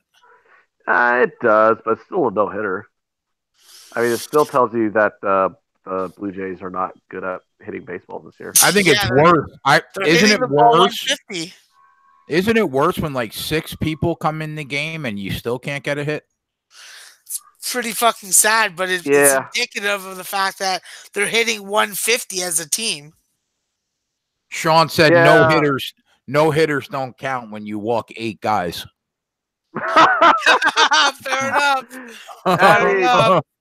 Fair enough, for sure. I understand Sean's point, but they still technically count. They still call it a no hitter. I mean, what's his name? I don't know. There was that one guy who had like a no hitter with 8 walks in it or something like that. I can't remember his name. He played for like the Marlins and the Pirates and shit. I can't remember that pitcher. Well, it looks like I'm going 1-2 on this Green Bay game. I may be able to hit this fucking over. 159. Never know at this point. So that sucks for me. Yeah, I'm down a half unit trying to get this half unit playing on the Cubs home. I'm gonna I'm gonna lose a bunch of units on this fucking Texas game. Maybe like 2.5 units. I have to do my calculations afterwards. Not a good night for the freaking guy that they call Maxwell Smart. Well, I have a play for you tomorrow, Jay. What do you got? Yeah, I kind of found a play I like. It's in the Athletics Astros game. Yeah.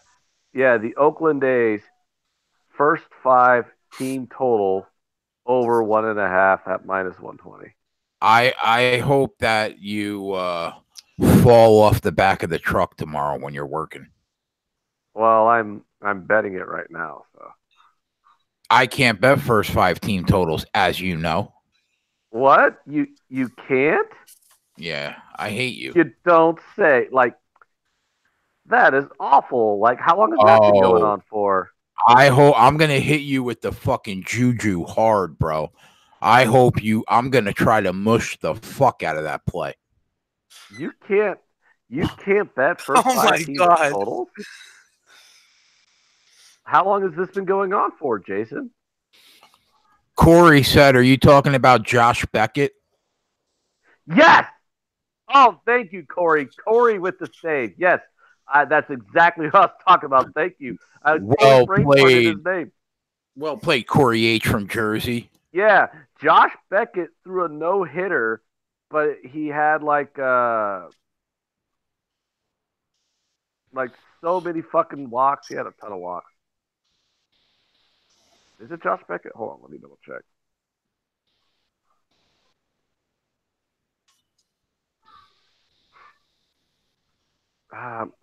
Hold on. I'm just going to Google it.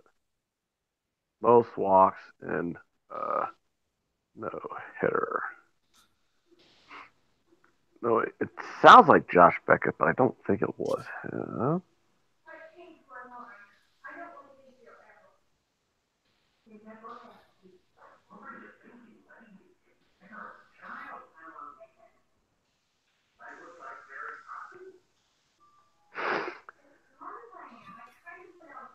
Let's see.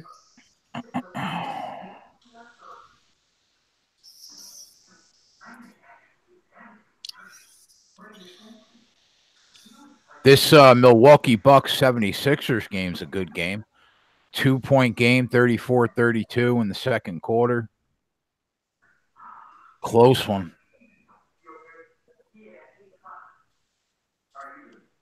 Total sitting at 223. I got to watch this Cubs game now. Is the Cubs game on television?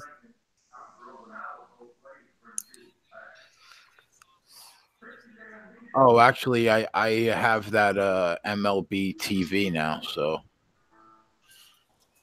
I should be able to just watch it.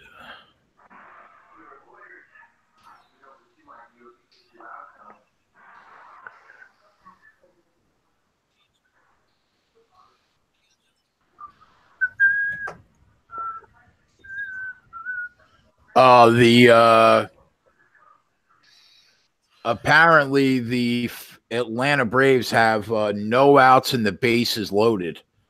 So this is going to be a waste of a half unit. Oh, you should have took that over. Hey, it was AJ Burnett.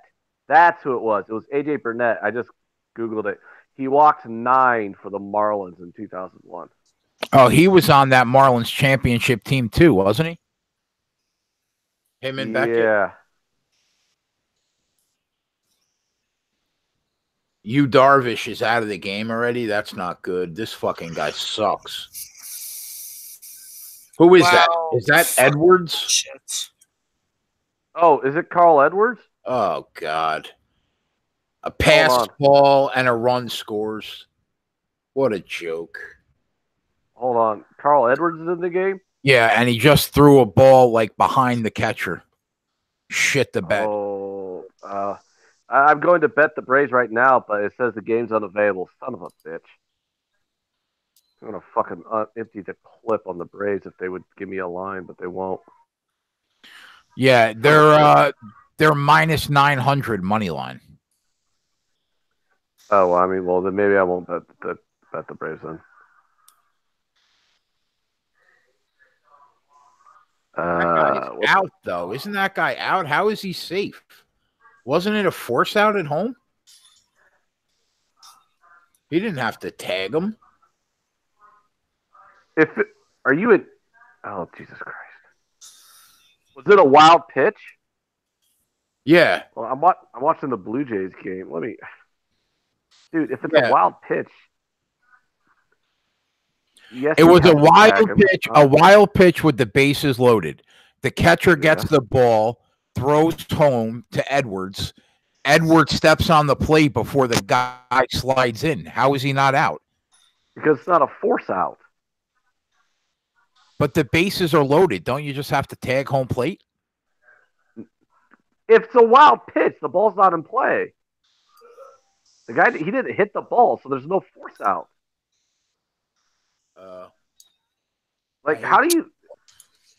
How is it every time I talk about baseball, I find a new thing for you to be completely oblivious on? Because I hate the sport. But you love the Mets. I do love the Mets. At least they're taking out Edwards. I hate the sport, though.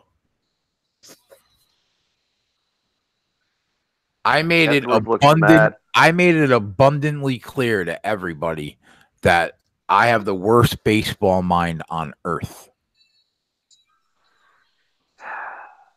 Twatty says you have me crying, Jay. Well, that's what I'm here for. You have Twatty. Twatty says you have you crying.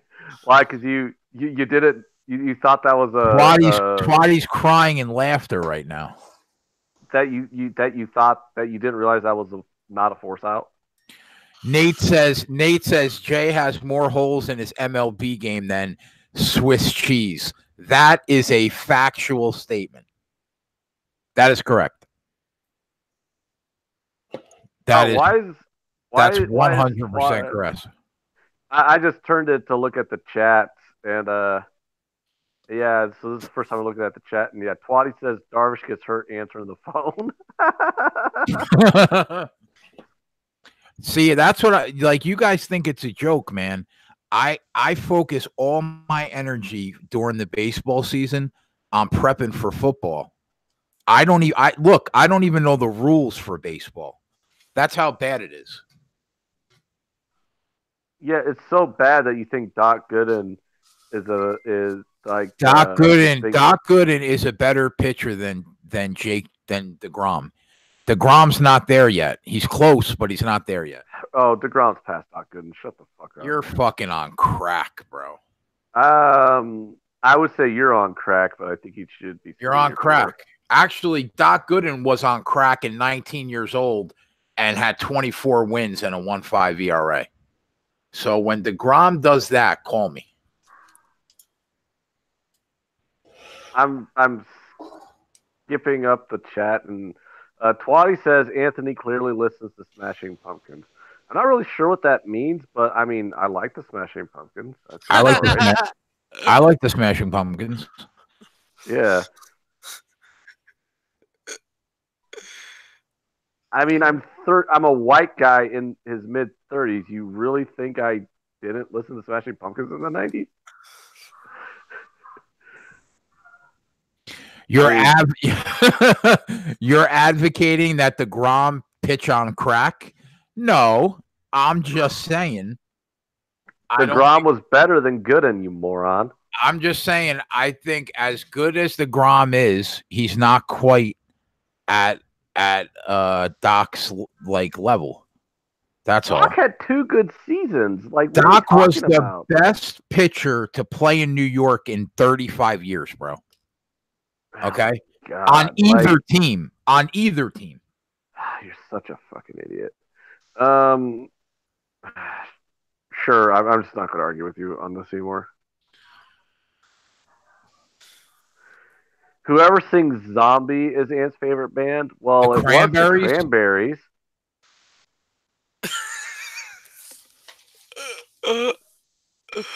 The Cranberries. My videos are hilarious. The Cranberries played a Zombie. They did that back in the '90s, and then who does the cover of it? Something Wolf. They do a cover of Zombie. They came out with like last year. That's Steppenwolf? also really. Um, God, I'm trying to think of the name of the band, but they do a really good cover of Zombie. Uh, Fuck, I can't remember their name. It's something. There's a wolf is in the name of the band, but I can't remember the full name of them. But they do a really good cover of that song, Zombie. You definitely do seem like, you live for the Cranberries. I mean, that was a good song. I mean, I wasn't a Cranberries fan. I mean, actually, I think that might have been their only hit. So, Bad Wolves. Thank you, Nate. Oh, Nate, in with the save. Bad Wolves plays. Oh, by the way, failed at life 666. You bring up Power Man 5000. Here's an interesting little tidbit. Power Man 5000 was the very first concert I ever went to as a teenager. It was the very first metal concert I ever went to. It was Power Man 5000 and Static X. Fucking twatty, man. Whoever is the English band that sings Wonderwall is Ant's favorite band. Is your favorite band Oasis, Ant? No, Oasis is one of those bands where I'll hear their songs. I'm like, okay, that's all right. But I'm never going to like type in Oasis into like Pandora or like when you're in your PJs on a Saturday morning, are you rocking to like Champagne Supernova? No, not really. I mean, like I said, like if an Oasis song is on, I'll listen to it. I don't hate Oasis. Oasis has some good songs, but I don't search them out. Like, if I didn't listen to an Oasis song for the rest of my life, I wouldn't hate it. Bloodhound Gang. Well, Failed at Life didn't get anywhere close to metal. If that's the closest he got to metal with Bloodhound Gang. Ugh, God, that was a terrible band. How the fuck did Bloodhound Gang even like have the audacity to have a hit song? That song was so bad too. It's ridiculous. I don't know how I feel about the fact that I've walked around for my whole life thinking all you had to do was step on home plate for a pass ball with the bases loaded. I mean, like, I don't understand how you don't get the concept of what a force play is and isn't. I mean, my fucking nephew, like he's 15 now, but he got the concept when he was 6 when I would take him to the games. Why is it sometimes they just catch the ball and other times they have to tag the guy, Uncle Anthony? And I explained to him what a force play was. He goes, "Oh, well, that makes sense." And he was 6, Jason. Yeah, see, that's the thing. Like how like some people play little league baseball. I had a helmet on from like age 7, smashing kids in Pop Warner up through high school. I just assumed you had to have a helmet on at age 7 to protect yourself because you were no. I wasn't. I didn't go to school in the short bus, but I don't know for some reason I just gravitated towards football. I just never. But I did like the Mets only because my mother, believe it or not, is a big Mets fan. So I just kind of grew into it. Nate makes a good point. There's 5-year-olds literally across the country that get the concept of what is and is not a force out. How dare you, Nate? How dare you? My favorite band is not the Verve Pipe, dude. Honestly, bro. But that song is good. Is there anybody better in a live chat than Twatty, though? Come on, guys. Like, but seriously, like Bittersweet, he's saying that like sarcastically, but Bittersweet Symphony is a good song. I mean, it's all right, I guess. I mean, I'm not saying I'm not searching out on, Spotify or Pandora either, but if you play Bittersweet Symphony right now, I'd be like, yeah, that's a pretty decent song. That I mean, come on. I mean, shut up. Max, Bud. you see what I have to deal with, Max? I'm watching fucking street fights. It's fucking hilarious. Oh, you went down a YouTube rabbit hole? Yeah. They're the worst, bro. Oh my god. I filtered by what's the newest because I want to see the new shit. You lose like 3 hours of your life. Oh my god, it's so funny though. Anytime you go down a YouTube rabbit hole. Oh yeah, God. I had to get over the fact that I just lost $232. So I'm like, Dude, well, I went down this rabbit hole the other day where like there was this person whose like foot was like crusted over with fungus and shit, and their like fingernails were overgrown, and they're at the podiatrist. So I watched the video where the podiatrist clipped the toenails and like removed the fungus and calluses for like 35 minutes. I just stared at it in fascination. And then I promptly went on and spent the next hour and a half watching pimple popping videos. And I'm like, and then I was like looking around, like, how the fuck did I get here? Like, what is wrong with my life? That I literally just spent 3 hours of my afternoon, watching someone get foot fungus scraped off their fucking foot, and then pimple popping videos for 3 fucking hours. Like, that is fucking disgusting. It was so fascinating, though. I love Dr. Pimple Popper. She's awesome. Oh my god, yeah. Ryan asked me. Pimple Popper's the best. Jay, my book's offering a prop that's pretty interesting. Browns to make the playoffs, yes. Plus 100, no, minus 135. What do you think? I don't think there's enough value to take yes at even money. I guess if you had to bet that prop one way, I guess I would lean no, minus 135, even though I really wouldn't want to pay minus 135. I just think when you're talking about a team that was 1-35 2 years ago, you have to get more than even money on yes, they make the playoffs. Hey guys, what did I tell you though? Did anybody take that over 5.5 in the Cubs game? Even though I think they do have a shot to make the playoffs this year if everything meshes right with all the free agents they picked up. But you got to give me better than even money to make the playoffs. Failed at Life 666 comes in. He gets sucked into chiropractor videos. So do I. I do not know why. Like, why on earth do chiropractor videos get sucked me in? Like, why is the cracking of those people's backs so fascinating? I'll fall asleep to those. If you get like, there's like these, you type in like ASMR chiropractic into YouTube, you can find like a 50-minute video compilation of just like these chiropractors cracking these people's backs. I could put that on and I fall asleep in like 5 minutes. It's like the sound of the cracking of the back is so soothing for some reason that it puts me right to sleep. I don't get it. Yeah, Failed at Life says it relaxes you. Yeah, I have no idea why. And I found out that it relaxed me on accident. It's just I went down a YouTube rabbit hole one day and found a chiropractor video, and they went crack. But can I ask what is the draw to watching a chiropractor video? I don't fucking know. But let's get back to this one little thing is somebody did take Nate S did take that live over 5.5, so that's going to hit because it just hit it. Braves are up 6-0. I told you guys, any one of these teams could just fucking get 4 or 5 run inning out of nowhere against these gas cans of bullpens. So the Braves were the ones who did it. Yeah, the Cubs fucking suck. Fuck the Cubs, pieces of shit.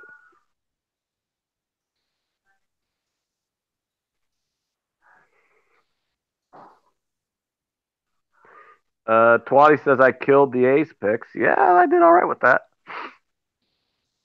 Has anyone seen Billy Corgan and Ant Larson in the same room? I mean, I wish I had that money. Oh, what were you looking at tomorrow? Since Twatty is here in the chat, Seattle. Yeah, I mean, I looked at Seattle. I mean, I actually did just bet the A's first 5. team total for tomorrow at 1.5. You don't like the full game team total? I mean, I like the idea of only needing 2 runs in 5 innings. What is the full game total? 3.5? Probably.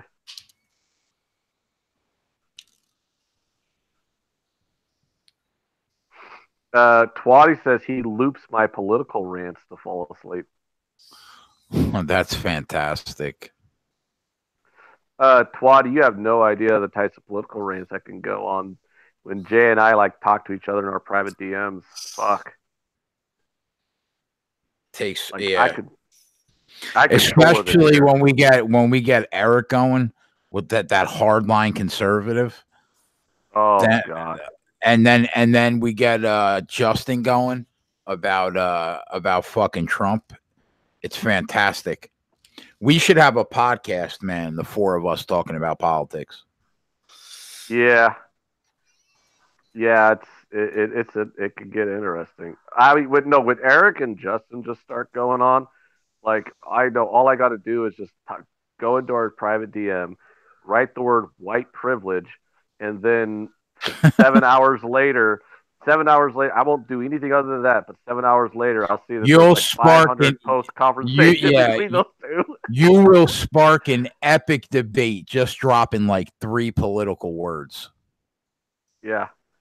Like Eric and Justin will go on for fucking 500 posts at each other. It's hilarious. Yeah. I got white privilege, and I don't mind saying it. Oh, at least you recognize it, though. Of course, I recognize it. I'm a community worker by trade, so I understand the whole white privilege scene, and I completely agree with it. It exists. I look at it like this. I mean, I get warnings when I'm pulled over by the cops, so I assume that's white privilege. Yeah. When you go to get a loan from the bank, you'll also see that you have white privilege more often than not. Well, that's usually just a credit score privilege. Sean Hannity the other night, right? Sean Hannity is on his show after the Mueller report drops, and he's talking about how it exonerates Trump, blah blah blah blah blah, right? And then Sean Hannity says, "This is the most horrific government abuse of power in this nation's history. This investigation." My response to Sean Hannity on Twitter was, "Yeah, I'm going to go with slavery." But I mean, if you think it's the Mueller report, that's fine. I was going to say probably the Patriot Act. I mean, when we're talking about abuse of power and this government, I think it starts and ends with slavery. No? Yeah, but if you want to talk about something that's like recent, like the last 50 years, it's definitely the Patriot Act. I hate everything about that law is an affront to the Constitution and our freedoms.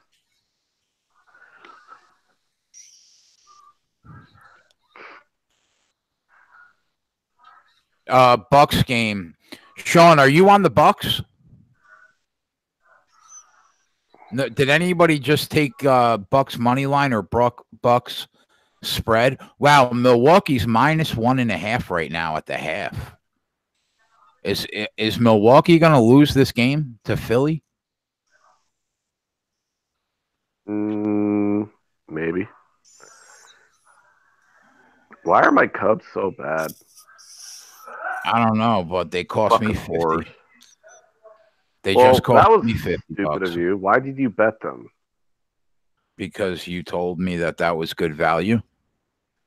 I mean, but what the fuck do I know?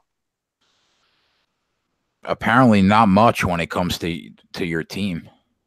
Well, I told you they had a gas can of a bullpen, and what did they do? They gave up 5 runs the very next inning. So apparently, Bucks money line, Sixers +6. Yeah, I'm taking Milwaukee right now -1.5.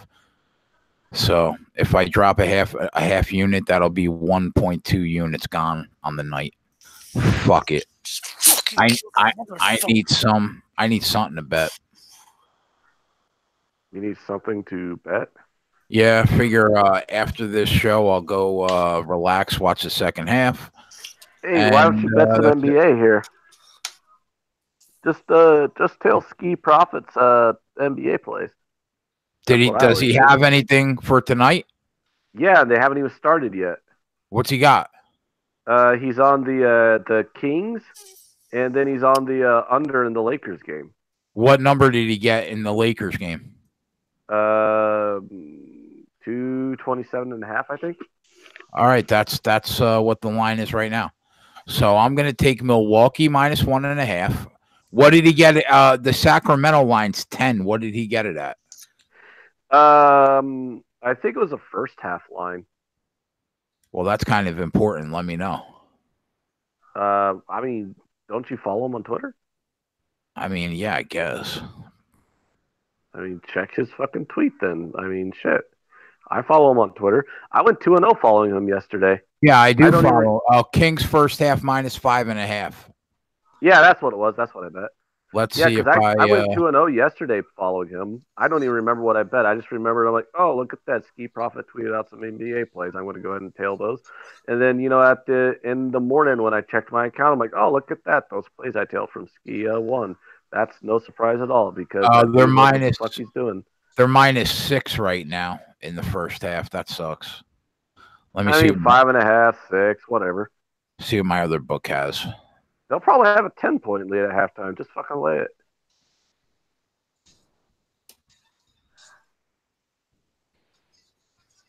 Oh, I got it. 5.5 at the other book. Boom. All right. Well, I'm not going to count that on the show because I'm tailing somebody.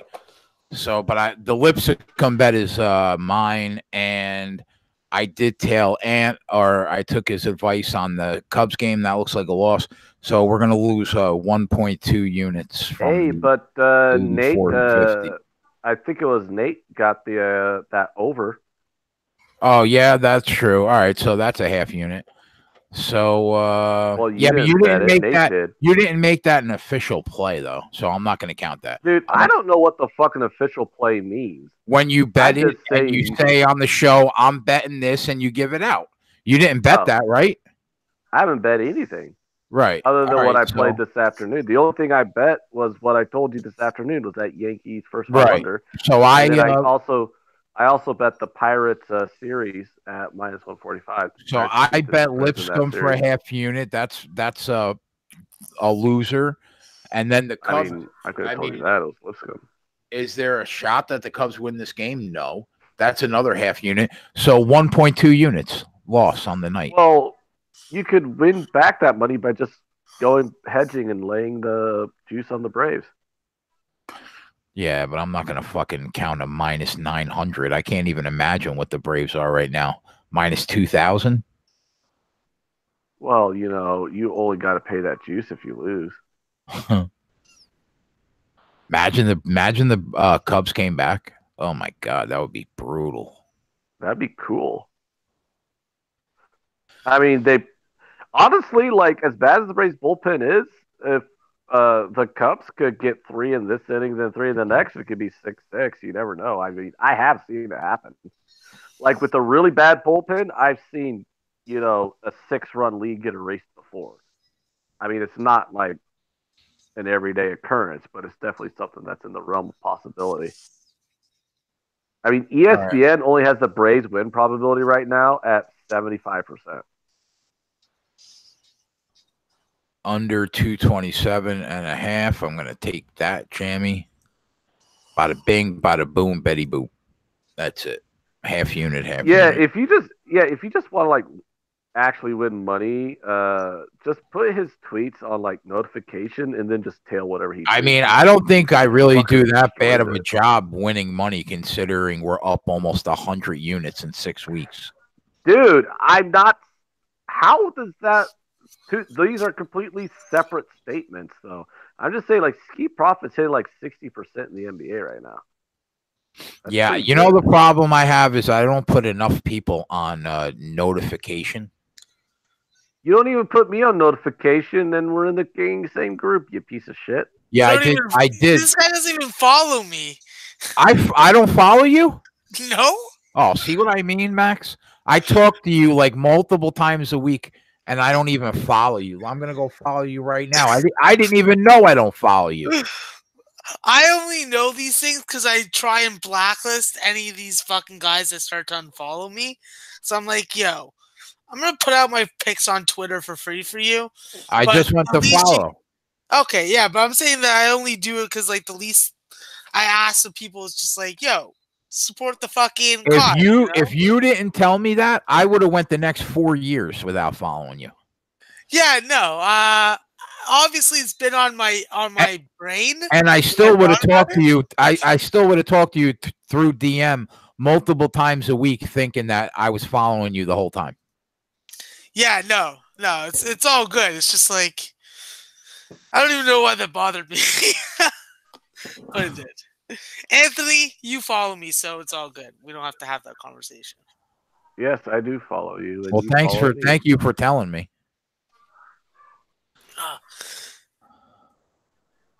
Do I follow Ski Profit? I'd be following Ski Profit. Frig, this guy's raining money in the last 100 picks. I do now. Yeah. Yeah. Ski's really good because you know what? Like he has a system that he like works with, and he doesn't like get overzealous with like a card or anything like that. He just sticks to what works for him, and you see the consistency. And that's the best thing that you can find when you're finding someone to tail. I don't even know if I follow Twatty. Let me go check. Yeah, that's the thing is like he only has like 1 or 2 plays a night. Oh yeah, he's not. He doesn't post like 7 fucking plays on an 8-game card. Like he only has like 1 or 2 plays a night, so you know he's being selective. I wish I could be like that, but I just don't have the discipline. I mean, I try to have the discipline. I've had that discipline before. Like I'll look at the baseball card and I'm like, boom and boom. I got 2 plays because those are the best ones. And then like a half hour later, as I'm like going over team totals and stuff, I find out that I got like 8 plays because it turned out that I'm like, wow, turned out I liked a lot of these totals, didn't I? Max, how many plays did you have going on like a normal college a night? Over 30. 105 to 106, 105 to $132 a bet. Holy shit. So you got 3,000 on the board a night on a normal night in college basketball. That's on the low end. There were nights that I bet almost my entire bankroll. Holy shit, Max. Yeah, I'm one of those low volume try to bang them. Like I'm two or 3 plays a day and I try to get them. You know what I mean? That's it. Yeah, but you have to understand, like, I look at it as like I got to get as much gold out of the ground as I can. I got to put all that work that I put into the sport to use, you know? Yeah, that's how I was in football too. Yeah, I can't look at a lot of games and just be like, I don't want anything to do with it. Last year in football, I put $450 on every play, on every bet that I made after week 3. And I finished up 67 units almost. So I made like $25,000 during the football season this year. But now my normal profit size for any other sport is 1 unit equals $100. That's it. But for football and MMA, because I'm so good at them, I elevate it like 4 times the amount what a normal unit is. Yeah, I've been trying to find my niche when it comes to volume betting for college basketball. There have been years where I've done like a lot of money line parlays, and then there's a lot of years where now I'm focusing on like totals and sides more. But it's definitely not for the faint of heart. But the fact is, it's what works for me. You know, Jay, for a guy with a big gut, you gotten really good at sucking your own dick. Why? I'm so good at football. Well, I mean, I am. I mean, you know, it's just a fact. You know, it's like the sun's going to come out tomorrow, and I'll hit 60% this year in the NFL. I mean, that's just. It's been 5 years now. I don't see it. I don't see it changing. But now, Max, do you bet the most? You bet the biggest unit size, most money, obviously, on college basketball than you do with baseball, right? Well, I'm not On baseball, I'm betting actually more money because I'm betting on way Hey. less games. Hold For on. girls softball, what? I just want to point out in the chat, Nate says he has a hot tip in WWE for us. Oh, We Nate, can bet that, can't you? I'm all over that like Flint, bro. What do you got? I'll be all over WrestleMania on Sunday. You could bet, why would you bet a predetermined outcome though, like that? Well, if you got a tip and you know the outcome, I'll drop the whole bankroll on it. Doesn't the face always win the main event at WrestleMania? I don't know. I really don't follow that shit, so I have no idea. But last year when I was using offshore books, they had WrestleMania betting. But you know what? WrestleMania is 10 minutes away from me this year in Jersey. It's at MetLife Stadium. So I don't know if the New Jersey books are going to put it up. Like they don't put New Jersey college teams in it. I don't know. Like somebody can get a tip and absolutely destroy FanDuel or DraftKings. But if it's available, I'll throw a couple bucks on it. I mean, I don't know. I mean, I don't even know any of the wrestlers anymore. It's been like 20 years since I watched I assume that Ronda Rousey, since she's involved with the WWE, she's probably going to be in it. I would guess. And that guy, that Brock Lesnar guy that fights in the UFC, I assume that he's going to be in it too. They're the two biggest stars, I think. The Pirates looking to get me some insurance runs. That's pretty cool. Let's go Pirates. I like to see the Pirates get another hit here. Can Kang just hit a 3-run bomb? Oh, Failed at Life said that Ronda Rousey's the main event. First ever women's main event at WrestleMania. There you go. Wow, really? Everybody's I remember back in the day, the women's division was Trish Stratus and me too. That's when I used to watch.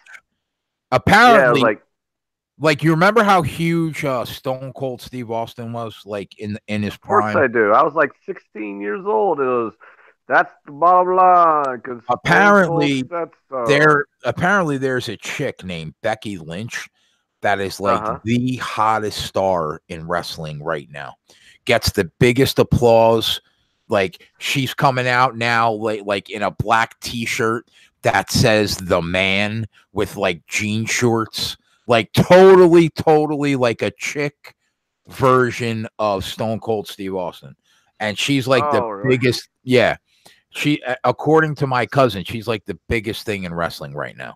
So I assume that Ronda Rousey's probably fighting her, I guess, in the main event at WrestleMania. Becky Lynch. There you go. That's her. Becky Lynch is the man. All right, guys. I'm going to head out. All right, brother. I'm going to fucking go and lick my wounds for my losses tonight and ponder how I'm going to make it back. You're licking your wounds, but not a hooker's pussy because you're too good for that. Max, you should have told me 6 months ago that I wasn't following you on Twitter. No, it's all good. It's all good. No, I just don't lick.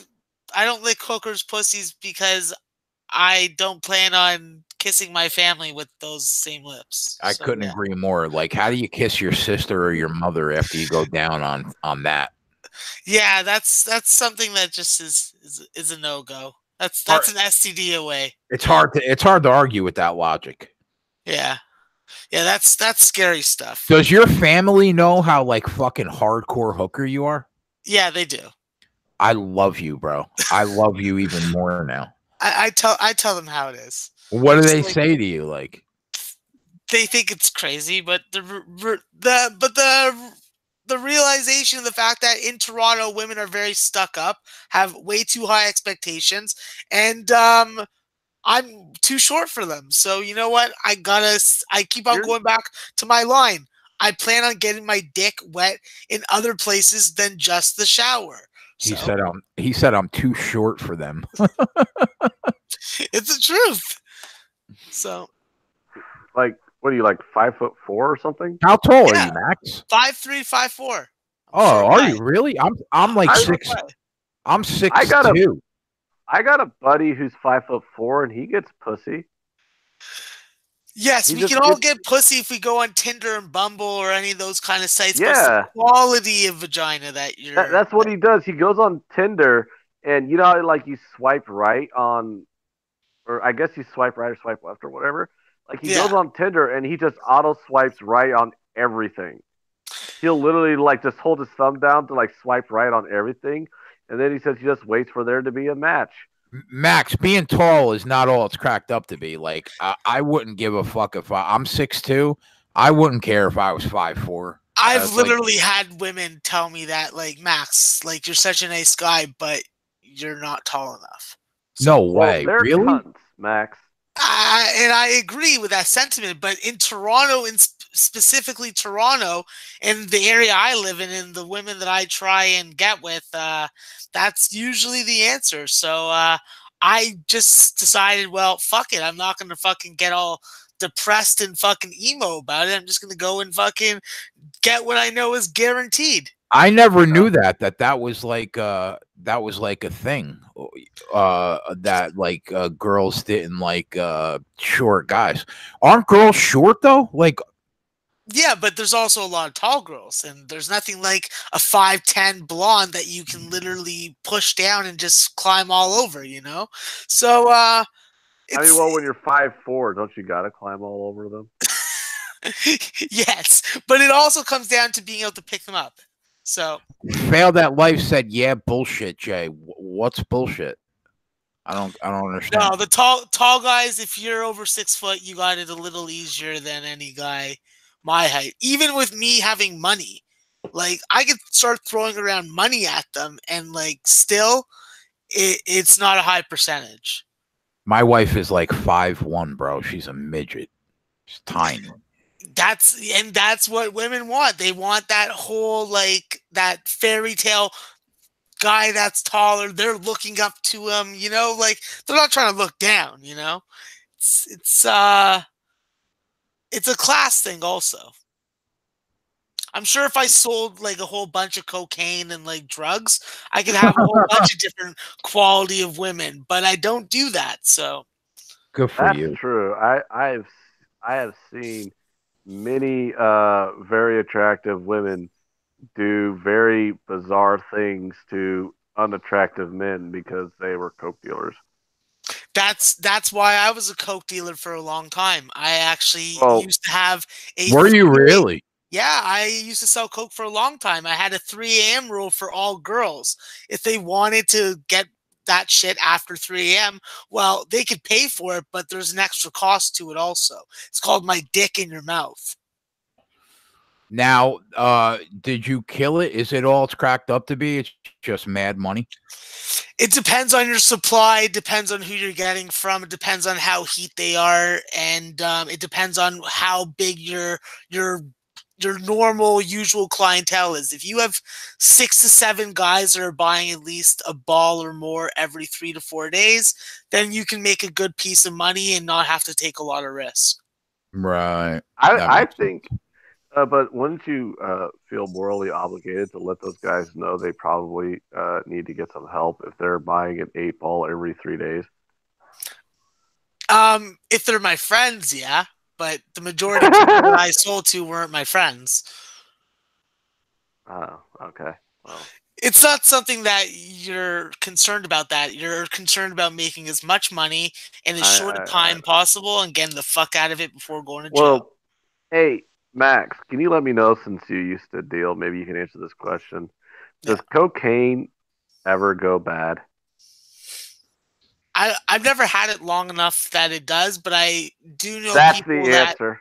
yeah That's the answer. yeah yeah. see, Nobody. there you go. It does cocaine go bad? Answer: no one knows. Yeah. It's not like weed. Nobody It's not like knows. weed. All right, Maxie. All right, Jay. I'm gonna go to bed. It looks like the. Well, actually, I've been in bed the whole fucking time. But I'm gonna go to sleep. Is what I meant. Yeah, I'm getting off in like 5 minutes here anyway. Max, if you're around on Saturday, I'll send you a message for the early game. Okay, definitely do that. All right, guys. All right. Take care. Everybody in the chat, take care. Have a good night. Sorry about the losers. All right, brother. All right, later. Yeah, I'm gonna call it a night. I'm not sure what I'm going to bet tomorrow. I was looking at the card. I did actually take that Athletics first 5-team total, but other than that, I'm not sure what else I'm going to take.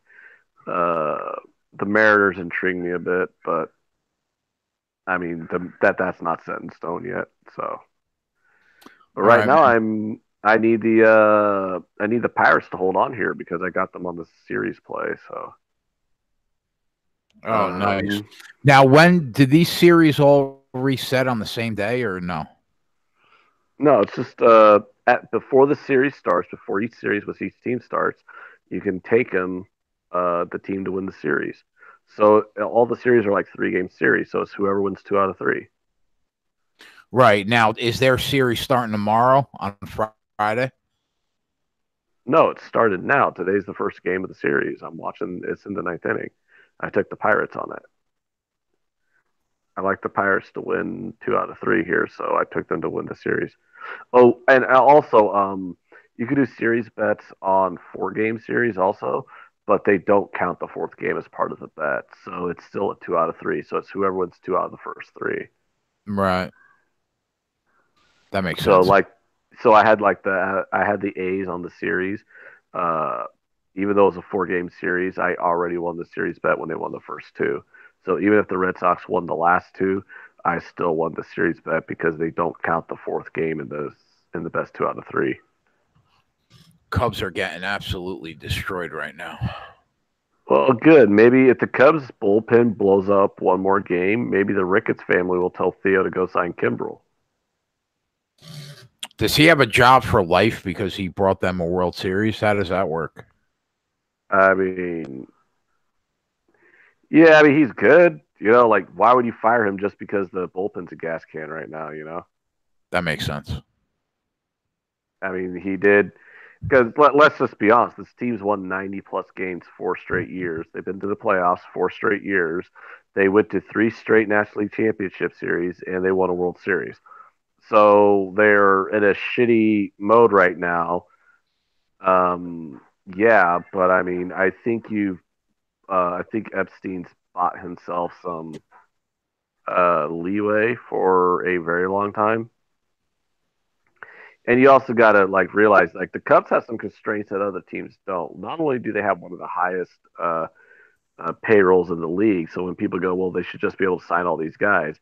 Well, they already have like the 2nd or 3rd highest payroll in baseball, but they also have other expenses that other teams don't have because they're spending like $200 fucking million out of their own goddamn money renovating that shithole Wrigley Field. I mean, yeah, Wrigley Field's nice. It's historic. It's quaint. It's like a fun place to be. And it's a great experience. But technically speaking, it's a fucking shithole. Like, you know, when you go to like those old neighborhoods, you know, or like the downtown areas or whatever, and you have like all those old buildings, and you go to like a restaurant that's in like this 150-year-old building, and you're thinking, gee, I bet the pipes in this place are probably leaking, and there might be rats in the back, you know. I mean, that's Wrigley Field for you. Yeah, everybody seems to love that place, though. Yeah, it's got that ambiance of Wrigley Field, but I mean, technically speaking, it is a shithole. I mean, nothing like pissing in a trough, you know, instead of having like your own individual urinal. But all right, I gotta go though because I'm going to bed. All right, man. I'll see you tomorrow. All right, bye. All right, boys. Well, unfortunately, doesn't look like the Cubs are going to get it done. So I dropped 2 half units. 1.2, 84.5, 83.3. Shit happens. We'll get it back over the weekend. I did tail ski profit, though, on those 2 plays, but those are his plays, so I would never take credit for that, regardless if it wins or loses. Well, I learned something interesting things about baseball tonight.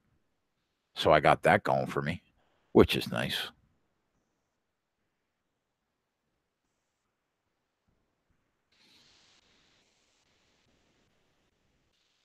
What show is this? This is KegCast 39, so tomorrow's KegCast 40, huh? Jesus Christ. You're rocking and rolling.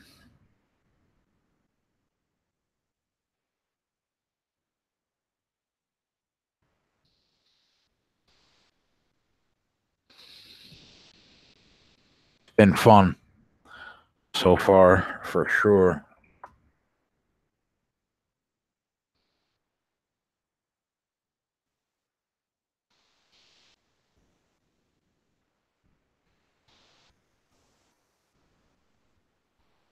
All right, boys. I will see you back here tomorrow. Good luck with all your NBA action tonight and whatever you guys have on the late MLB game. There's a game starting in 20 minutes. Plus, we got a couple NBA games, and there's probably 10 o'clock hockey tonight, too. So, yeah, that's it. I'll see you guys tomorrow, 7 o'clock, back after this.